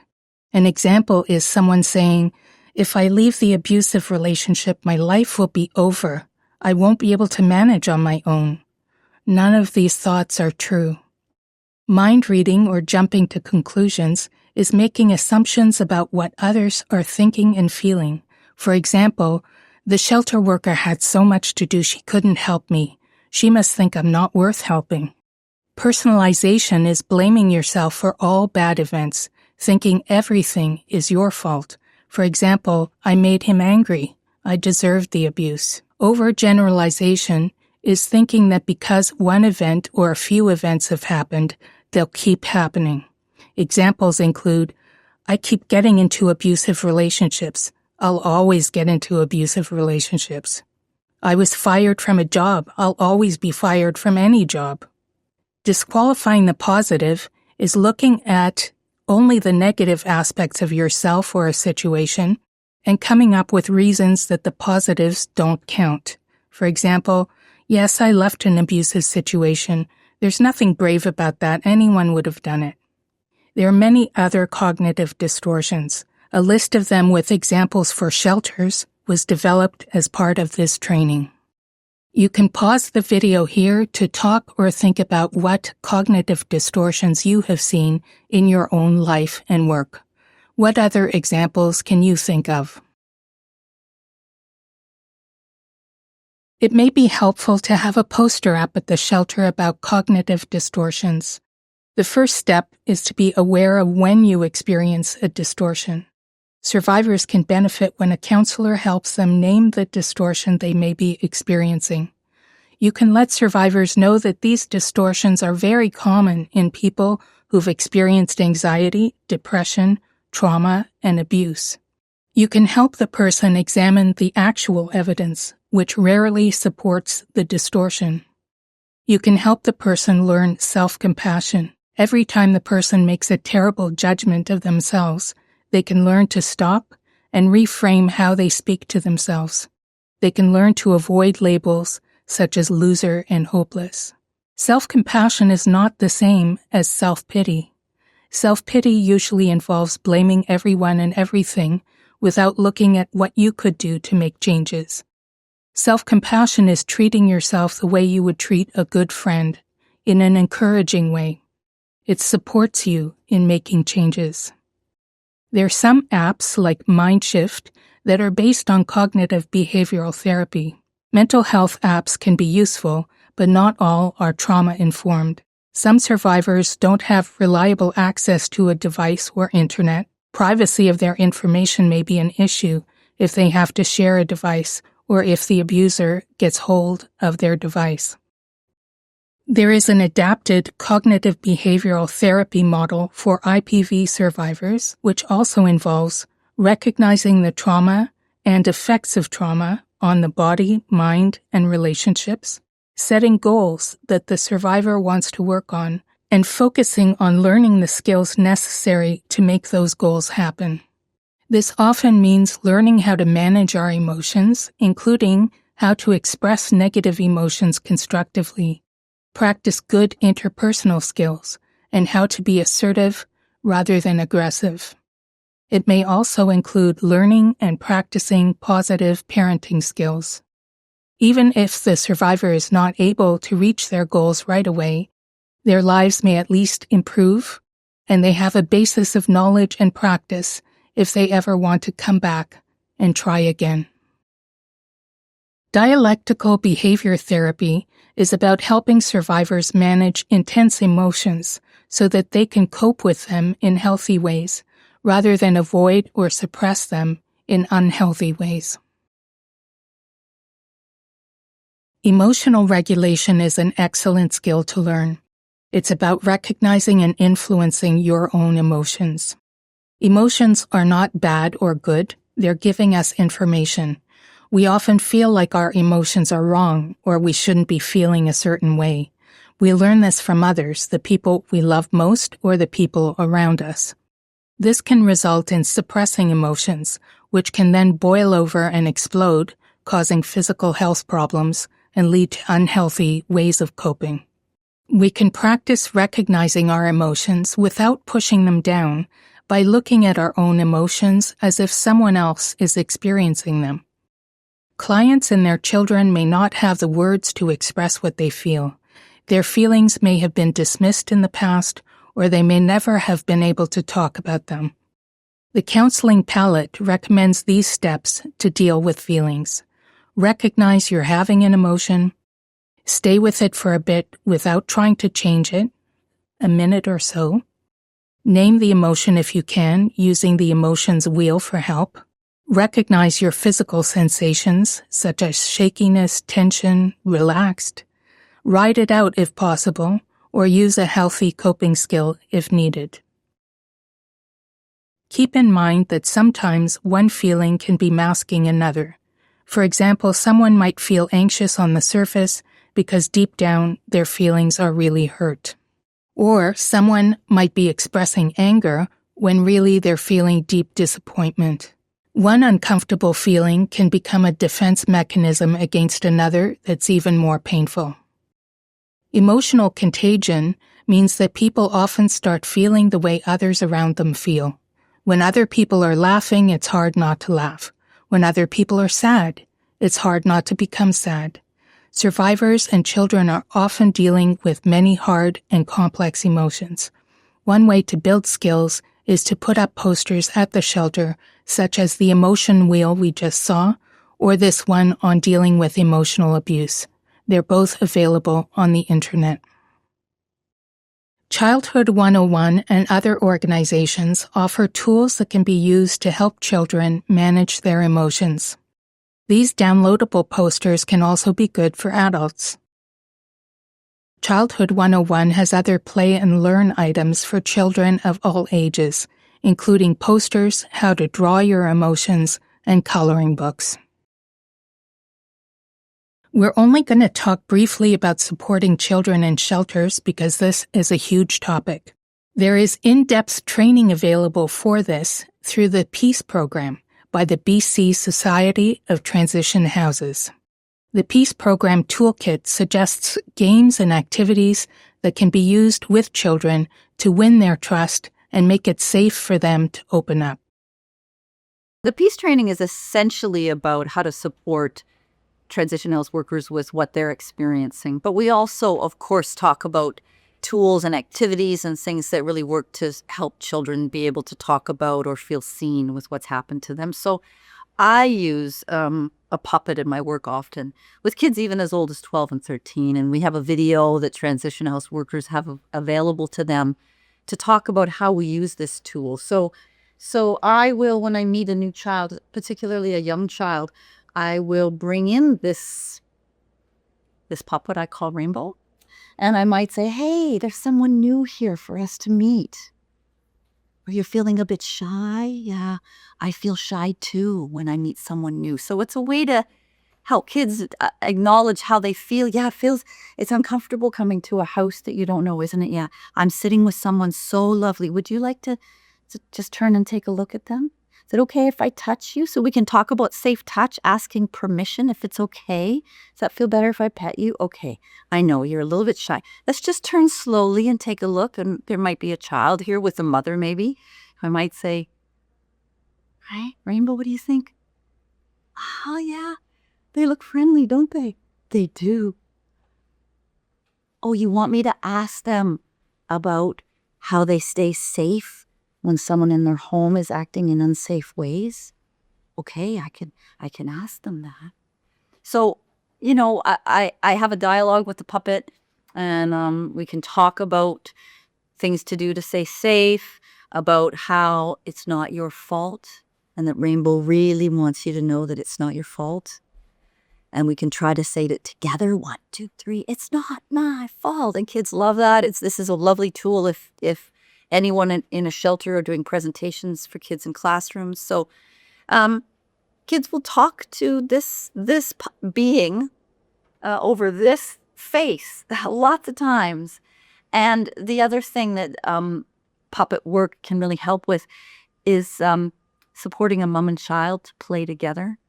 Because when a woman is living under threat of violence, she doesn't get to be the best mother that she is. Her nervous system is not settled. She rarely has the luxury of playing with her child.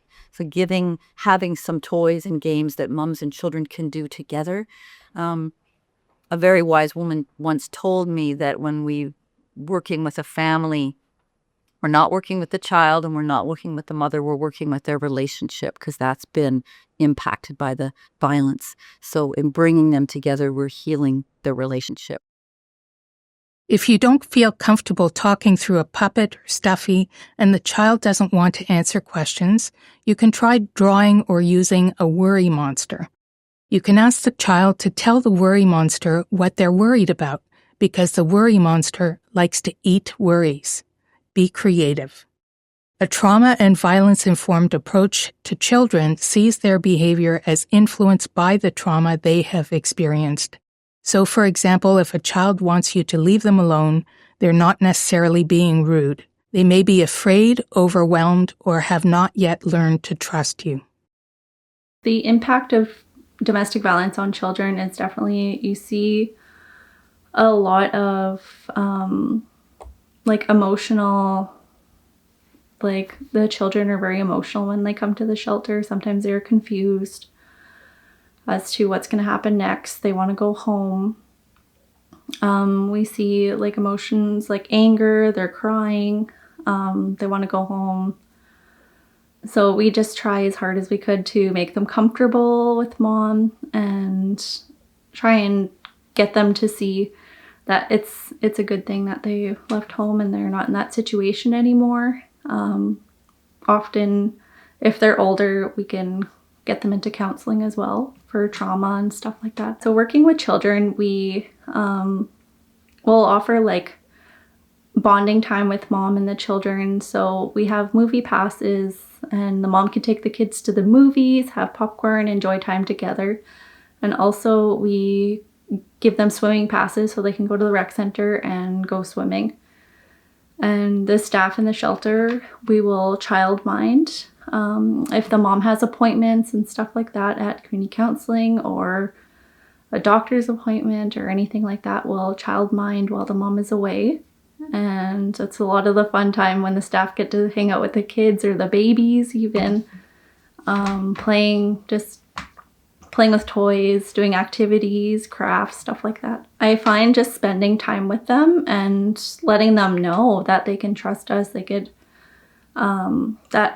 our shelters are confidential and, they're allowed to say what they need to say.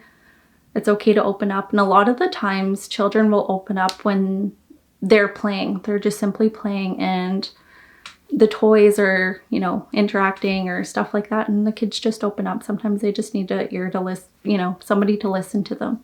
Yeah, so we will encourage children to, when they have a safety plan, but usually we don't call it a safety plan, we'll see what they've done at home.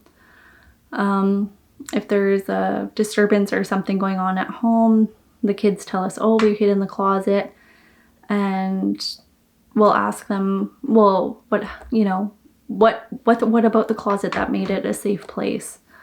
Or, oh, we went to the neighbor's house and stuff like that. And we'll encourage them to keep doing it. And we'll say, you're doing a good job. And that's helping you stay safe. That's helping mom stay safe. And so, yeah, and then that kind of leads into a safety plan for mom as well. It takes time to establish trust and safety with a child. Never make a promise you may not be able to keep.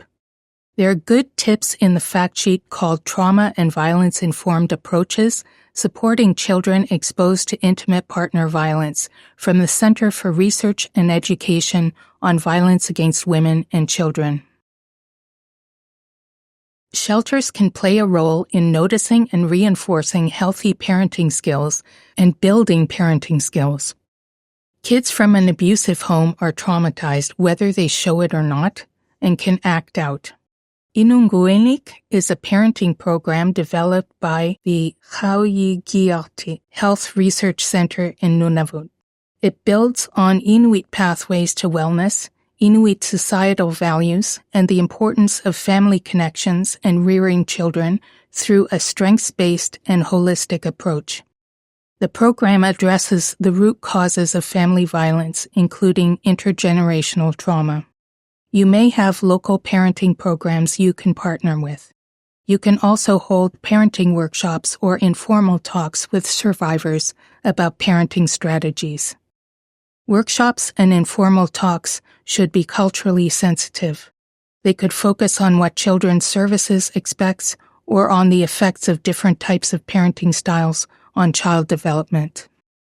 I think that in Whitehorse we have a fair amount of good programming. Skookum Friendship Center has traditional parenting where it is, offered by a young Indigenous woman who's a mom, and there's elders there and people just to hold, and there's food. And so there's lots of programs like that I think that shelters can partner with. I also think having, again, really honest conversations with mom around, so you spank your child. That's not illegal in the criminal code. Do you think, asking mom, does it seem to work? Does it work in the long term? Because here, it may be a real trigger for people. So I'm wondering if you've seen anything else that you might want to try, or that you've worked, that's worked in the past that wasn't spanking, that you may want to try. And if she says, no, I don't know any other way, then I think, we've got some good programming even on the internet that we can access, and being able to hook her up with things like that. And then we've got a unique position here, and it's a full-time position, and it's the mother and child support worker. The mother-child support worker, that is what she's doing, is she's setting up, hooking the mom up with resources. What you say and do at the shelter matters. It can have a bigger impact than you know. So I guess on a personal note, I'll tell you that when I was young, I was a child in a shelter several times. And I guess what I would want workers to know is that it is not just the woman or mother that you have in front of you that you're serving who's an important client. It is the kids that matter. And so often our programs are structured around the services that we provide for the mother, and we see the parent as the primary client. And we lose sight of the fact that those children are very important people as well. They're little people, but they're important. And I can tell you the shelters that really did a good job, I remember them to this day, who the workers were. I remember being in Ottawa and being at the YWCA, and Andrew and Lisa were the summer workers that summer in 1982. And what they did well was that while the mom was out looking for housing and trying to figure out all the day-to-day stuff that needed to take place, the kids of those who were sheltered got to participate in the summer camp. They got to go to that camp just like any other kid that was registered for that camp, and everything that was needed was supplied. And there was no difference. We just were the kids at that summer camp. And it gave us that chance to just be kids. And that was so important. And those counselors, I remember them to this day. But I can also share with you examples of shelters where we were but a number. I remember being in the shelter when it was on 2 Daily in Ottawa. It was the old Albion Hotel, for anybody who would know what that was before it got torn down. And it was where they placed women and children who were with lack of housing and leaving bad situations. And we were 202's kids. And that's how we ran in, and we would get the keys at the front desk, and we would run up and proudly say, 202's kids!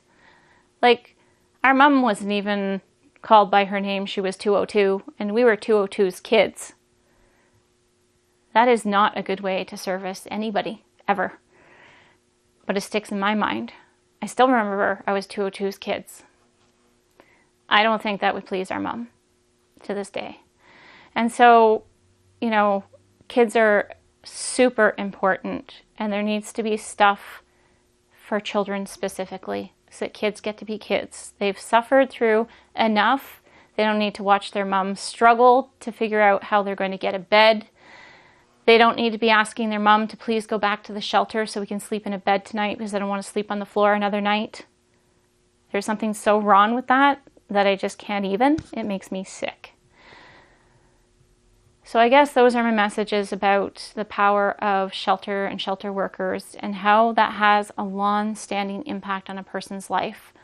I'm now 48, and that's 40 plus years ago that those things were taking place.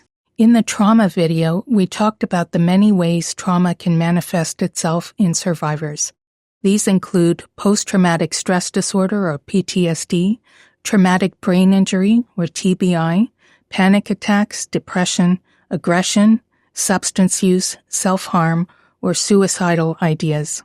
We also talked about psychosis. A client you find challenging is an opportunity for you to learn more about what trauma looks like and to practice your skills. No matter what happens, try not to take it personally. View it as a learning experience. So just remember, like, especially being when I was the coordinator of the women's shelter in Cambridge Bay, you come across all these problems where staff would be taking things super personally. But just a reminder is like, calm down, like, this is not about you. So that's what keeps me grounded, is that this is not my story. Remember that you can't fix everything. You can't fix anyone. You can be a calm presence and a listening ear. You can learn from what worked and what didn't work in challenging situations, and you can listen to other people's experiences of what worked and didn't work in order to learn. You can find more information about these issues. You can get training if it's available. We were able to participate in a lot of training with domestic violence, understanding violence in relationships, children who witness abuse training as well, learning how to deal with women and children within a shelter environment, crisis response training, nonviolent crisis intervention, mental health and first aid training, as well as first aid and CPR. So we've done a lot of different trainings, but one of the key, I think, our staff really require and are asking for a lot of training to deal with anxiety, panic disorder, and mental health and addiction challenges with our clients inside the residential facility. Survivors of abuse may experience panic attacks. This is a triggering of their body's stress response, as if there's a threat to their life. The survivor may experience fast pounding heart rate, sweating, trembling or shaking, shortness of breath, sense of impending doom or danger, fear that they're having a heart attack or dying. You can help the survivor by staying calm yourself, staying with the survivor, reassuring the survivor that it's a panic attack, you've seen it before, and it may be over in 10 minutes, assuring the survivor that they are safe right now, helping the survivor breathe slowly with you. Inhale for a count of 3, exhale for a count of 3. Although there may not be an imminent threat, what the survivor is feeling is real. If you think the survivor is experiencing a heart attack, call 911. Trauma can also lead to depression. People who are depressed may be withdrawn and non-responsive. Don't take this personally or assume that it's part of the person's character. Depression can be associated with fatigue. The person may have difficulty getting out of bed. They may have difficulty keeping themselves clean, doing simple tasks, both because of the fatigue and because they don't see the point. They may eat more or eat less than usual. They may experience headaches, stomach problems, or other pain. The survivor may seem like they're not taking the actions they need to take.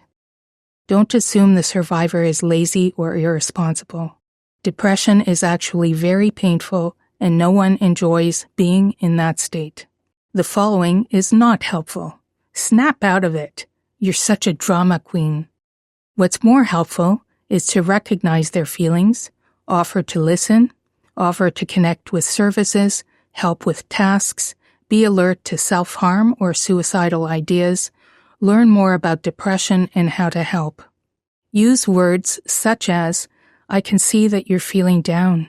That's pretty natural considering what you've been through. You're not alone. I'm here for you. All the staff are here for you. If you want to talk, I'm around. Depression can also be associated with irritability and anger. Anger turned inward at yourself, or anger turned outward, lashing out at others. I think the best way to handle any kind of disruption within the shelter is to always firstly I always remind myself that everyone's behavior is coming from a place, and aggression or disruptive behavior is something learned and can be relearned. And that's the most important thing. But saying that, it's very important to have everyone feel safe and supported. And we do that within the shelter by being very calm, sitting with a client, letting that client tell us in a way that's not going to be escalated to an aggressive standpoint, but to talk about what is going on and what's going on for the client and what they're feeling at the time.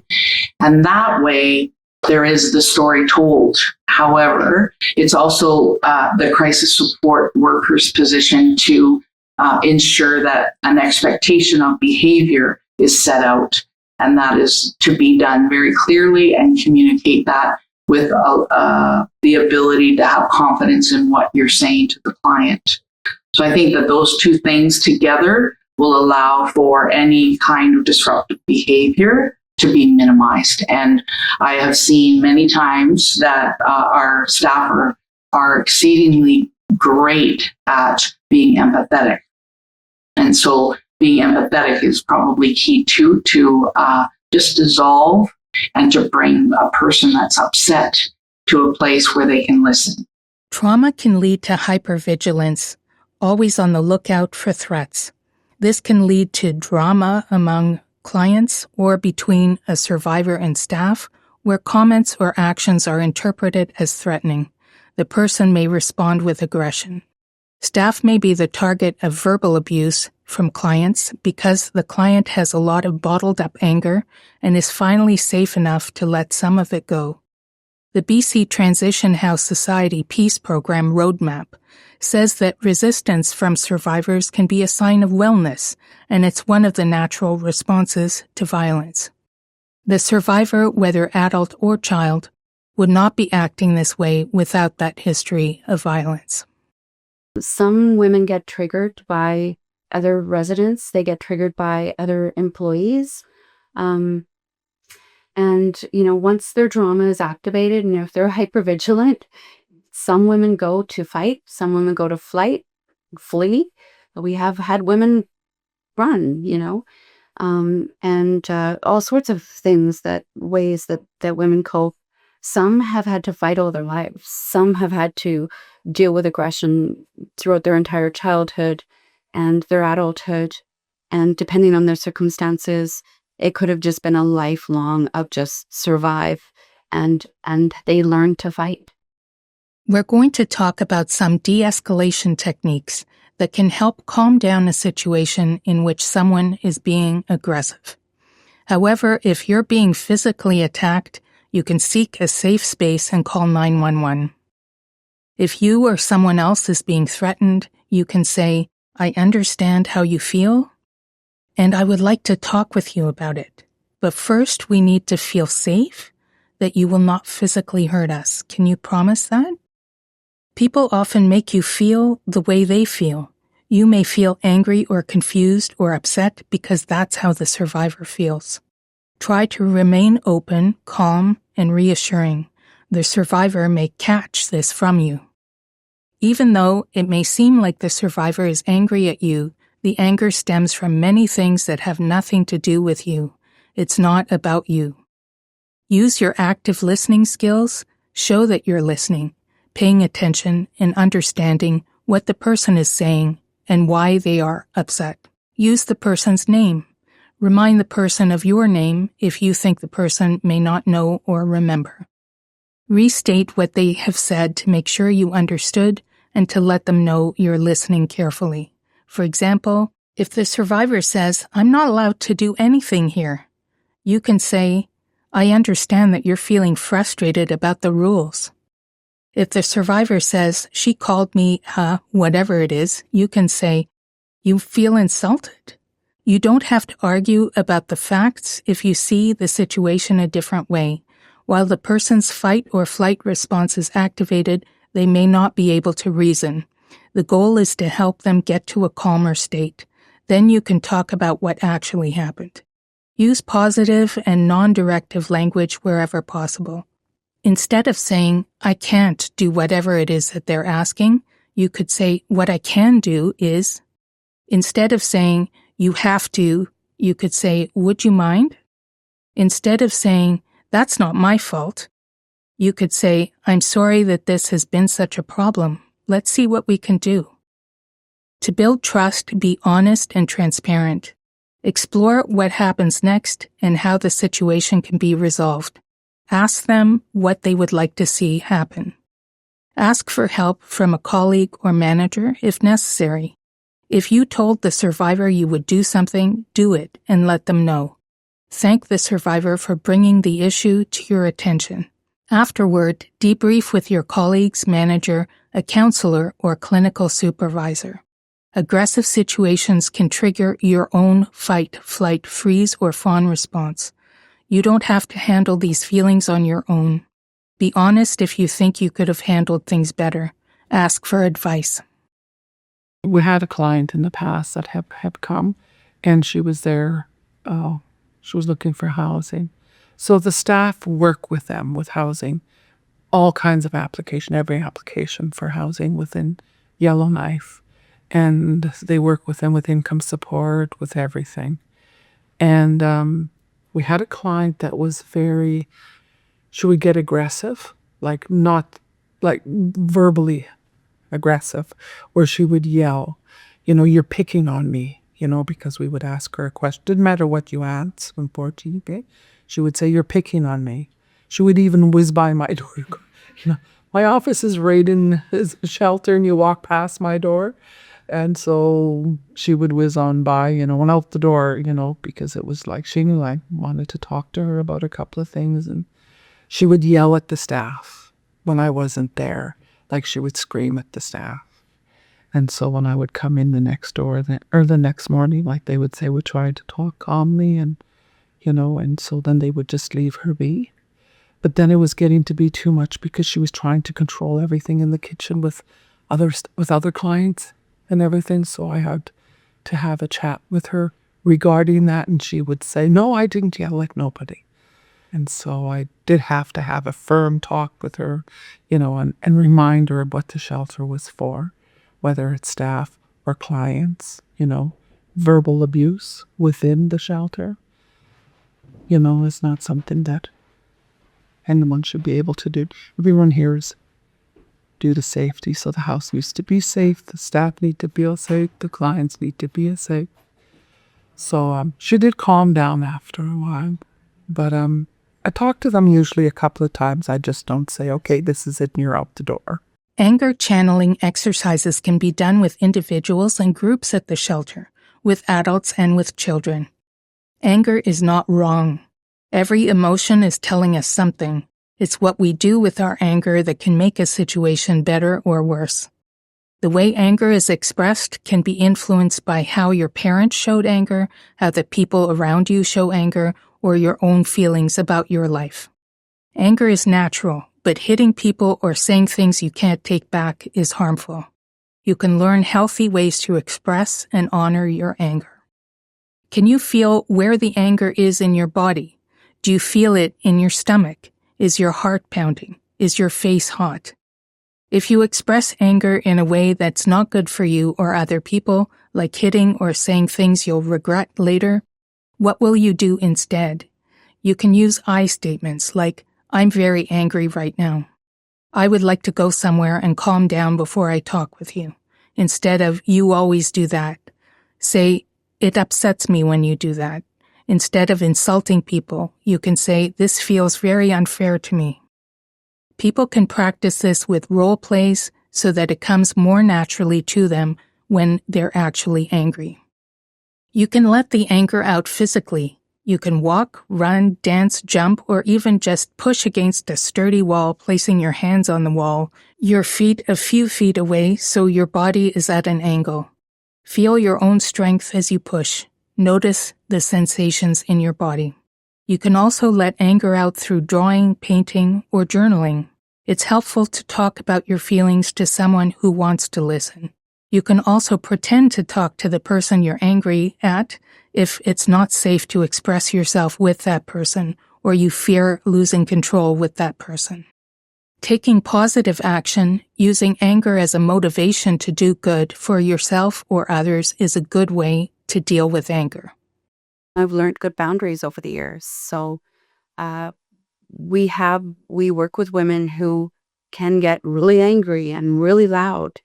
And it was quite recently. And by the time I intervened, the levels of hostility were flowing amongst everybody, and it took some real effort to get to a place where we could just talk a little bit calmer. And the individual just outright said, "You know what? For you, Rose, I'm going to go and I'm going to take a break and I'm going to walk away from this, and I won't put myself back in this situation where I know I'm going to be potentially angry again." And so I was like, that's amazing. Really appreciate that you're able to do that, and you do have a safe place to be. As you know, mistreatment of children must be reported to authorities by law. If someone is yelling at or threatening to hit a child in front of you, you can intervene. You can say, "Can I help with something?" You can explain that the shelter has to be a safe space for everyone, including children. You can talk with the parent privately about the law that aggression towards a child has to be reported. You can explain that children get on their parents' nerves, but there are ways to respond that are not harmful. If there's a parenting program or someone who can give parenting advice, you can put the person in touch with them. Report the incident to your manager as soon as possible. If you don't see physical, sexual, or severe verbal abuse happening, but you suspect it, report that also. If a child is being hit and you can't stop it or you don't feel safe intervening, call 911. Another thing you may see at the shelter is someone experiencing psychosis. Psychosis is a collection of symptoms that indicate that the person has lost touch with reality, particularly hallucinations, seeing or hearing things that aren't there, or delusions, intense false beliefs that have no basis in fact, such as believing you're God or that everyone and everything is conspiring against you. You don't exactly know what type of client you'll be getting until they're actually in the shelter. So you start to notice these certain behaviors that can get pretty scary pretty fast, especially if there's children involved, especially if there's somebody experiencing severe psychosis. It's almost like you want to help, but you don't know how. You're not equipped for it. If someone is having an episode of psychosis, don't try to reason with the person or argue about their hallucinations or delusions. They're real to them. Don't pretend to agree with the hallucinations. You can say, "I accept that you hear voices or see the things you talk about, but it's not like that for me. I understand that you believe this, but I see it in a different way." If the person is unable to communicate, acting very strangely, or seems dangerous, call 911. It's a medical emergency. What you can do is to ask the person if they want to talk about what they're seeing and hearing, listen with empathy and acknowledge the person's feelings about what they're hearing, seeing, or believe, ask what might make them feel safer, or consult with a doctor, nurse, or other health practitioner. Some shelters have policies around substance use. Some don't allow it, others allow it as long as it doesn't pose a safety risk. Be aware that women who've been abused are 15 times as likely as the general public to become dependent on alcohol.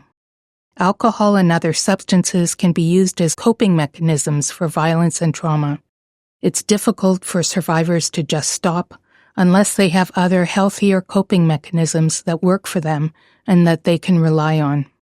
Cannabis is legal, but frequent use of cannabis involves a risk of psychosis in people under 25. It's not enough to simply give out information. Some survivors are just trying to get by, day by day, and may not be in a headspace to think about years down the road. Some survivors don't see the harm in it because everyone around them uses substances. You can help model other ways to deal with anxiety and bad memories. However, the survivor decides what to do with their life. If you suspect opioid overdose, call for emergency medical assistance 911. If your shelter stocks a naloxone kit, get it. Naloxone kits are available for free at pharmacies and health centers.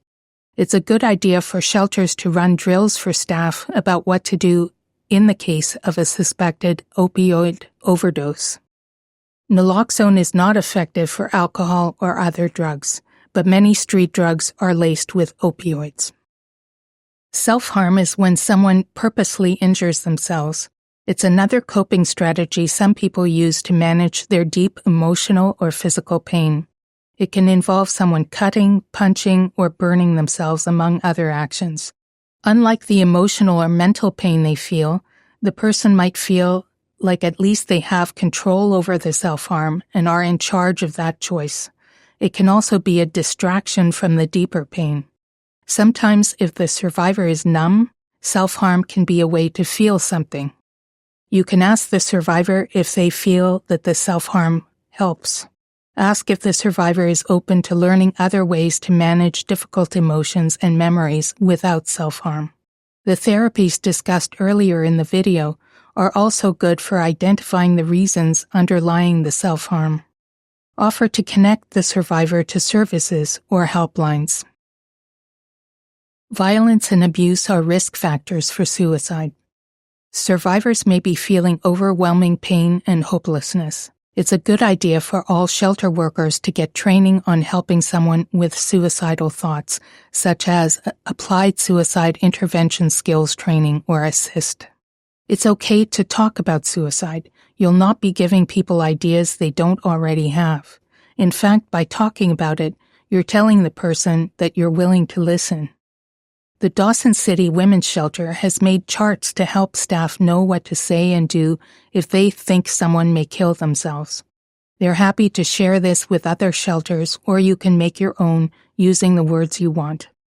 They recommend saying directly, "It sounds like you're thinking about suicide. Is that true? Do you have a plan to kill yourself? Are you going to do whatever the plan is today?" They're trying to determine whether the person is thinking about suicide but doesn't yet have a plan or a way to kill themselves. That would be level 1, where you listen to the survivor, validate their feelings, offer support and resources. If they have a plan but don't intend to take action on the plan anytime soon, you can take all the level 1 steps plus level 2 steps. Ask that they separate themselves from the means of suicide and agree to stay safe. If they have a weapon or you think they plan to kill themselves soon, you can let them know you're calling 911 to keep them safe. Documenting what happened and getting care for yourself are a part of every step. The Center for Suicide Prevention has additional information and safety plans for people at risk of suicide. The helpline for your territory could be posted on the wall at your shelter. If you're watching this as part of a group, you can pause the video here to talk about challenges at your shelter and how they were handled. Does your shelter need more resources, like scripts or training? An important part of this work is to recognize that you're a human being and that this work can be emotionally challenging. Vicarious trauma is when you're listening to stories about someone else's trauma and you go through the same physical and psychological reactions as if the trauma is happening to you. In fact, it may be bringing you back to the trauma you've experienced in the past. You can care for yourself with good nutrition, physical exercise, social support, contact with nature, and spiritual connection. Whether you're doing these things or not, Have compassion for yourself the way you would for anyone else. Understand that you can't always get to what you want to do. Shelters can help by making sure staff have the chance to debrief after every shift and have access to counseling. We make sure and we keep a very close eye on our staff who are working day in, day out, all year long with women who come in trauma. And when our staff are listening to the stories that the women and children come with, we are sure that there is time to debrief a situation. If it is that situation is shared where it starts to bring up past abuse or any past trauma for that staff member, we really want to address that. Some of the symptoms that we want our staff to know is very, very similar to trauma, where there's usually sleep issues are probably the first thing that happens. The energy is very low. The reoccurring story is not forgotten. And a staff member might report that they're hearing and they can't not stop thinking about the story that was told to them. And that's a key find where we need to really pay attention and to have that person reach out to us. And then we have some great mental health counseling here in Hay River. So in our shelter, that's what we do. And we work together for that staff member to be supported on a weekly basis. And there is some leave that staff members can apply for to have that service for them. Shelter work can be rewarding, but it can also be draining. Because you're a person with empathy, you may take on the emotions of others and take their problems as if they are your own. It can help to set boundaries even in your own mind. It can be really discouraging to see these repeated cycles of women going back to their abusers or going back to drinking or, using marijuana is a big one. And you just have to remember that you are enough. You are enough just being there. You cannot be married to the outcome of it, because a lot of times you're going to be left disappointed. But remember, this is not your story. This is just you helping. So it's not you can't control anybody. You can't force anybody. In the North, people often feel that they just have to tough things out. Reaching out for help is not a sign of weakness. It's a strength that can save or improve your life. A thing I want all shelters to know is that feelings are okay. Coming into this work, I worked at a big shelter that was quite toxic, that the work was not based in Indigenous knowledge, that there was this whiteness to it very overtly. And if you had a feeling, if you had tears, if you were upset, that's not for us to put on the people that we work with. That's on us to share with our other team members. It's not on us to put on the people we're supporting. It's on us to share with other staff members in a safe way. But when I would share those feelings or have tears or be upset or be frustrated at shift change with other staff members, I was told that I was doing the work wrong. I was told that I needed to toughen up. And we have a responsibility to not make our needs the most important when we're supporting someone. And so I, in that moment, will use a container. I will say, you're feeling feelings that are about yourself. You need to put those in a container and you will get care for them later. And that's a strategy that I was taught by a counselor and that I use all the time in work. I notice the feelings, I acknowledge them, and I tell them, you're valid, I'm going to come to you later, I'm not going to forget about you. And then as soon as possible, I connect with another coworker and I get that debrief.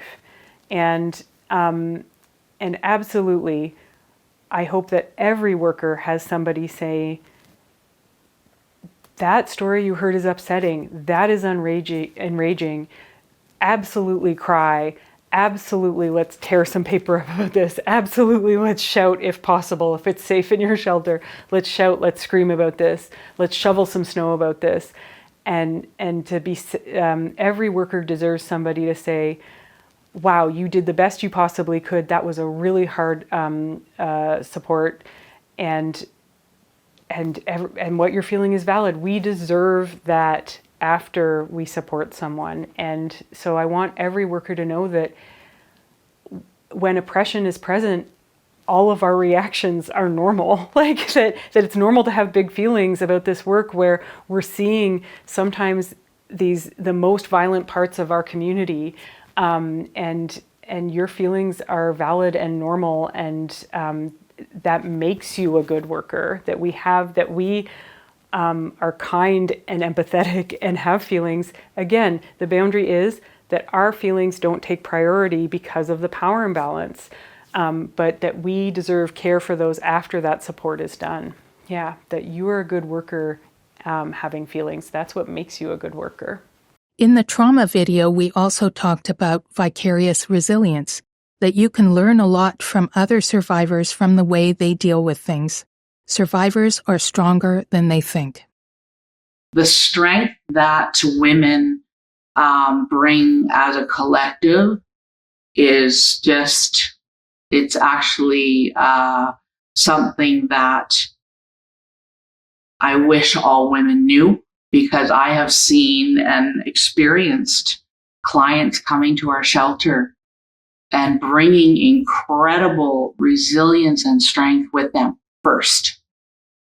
And sometimes we forget that women who have dealt with abuse and violence in their life, whether it be children as a child growing up, children who witness abuse, and then going into a relationship themselves, women who are in that situation are the most resilient and have a stoic way of dealing with life day to day, minute by minute. And I think that is the piece that I have learned, where I can see that strength and remind all women that they have that strength, and we can come together and build that. And that means that anything can change at any time. We're always learning from each other and from the survivors.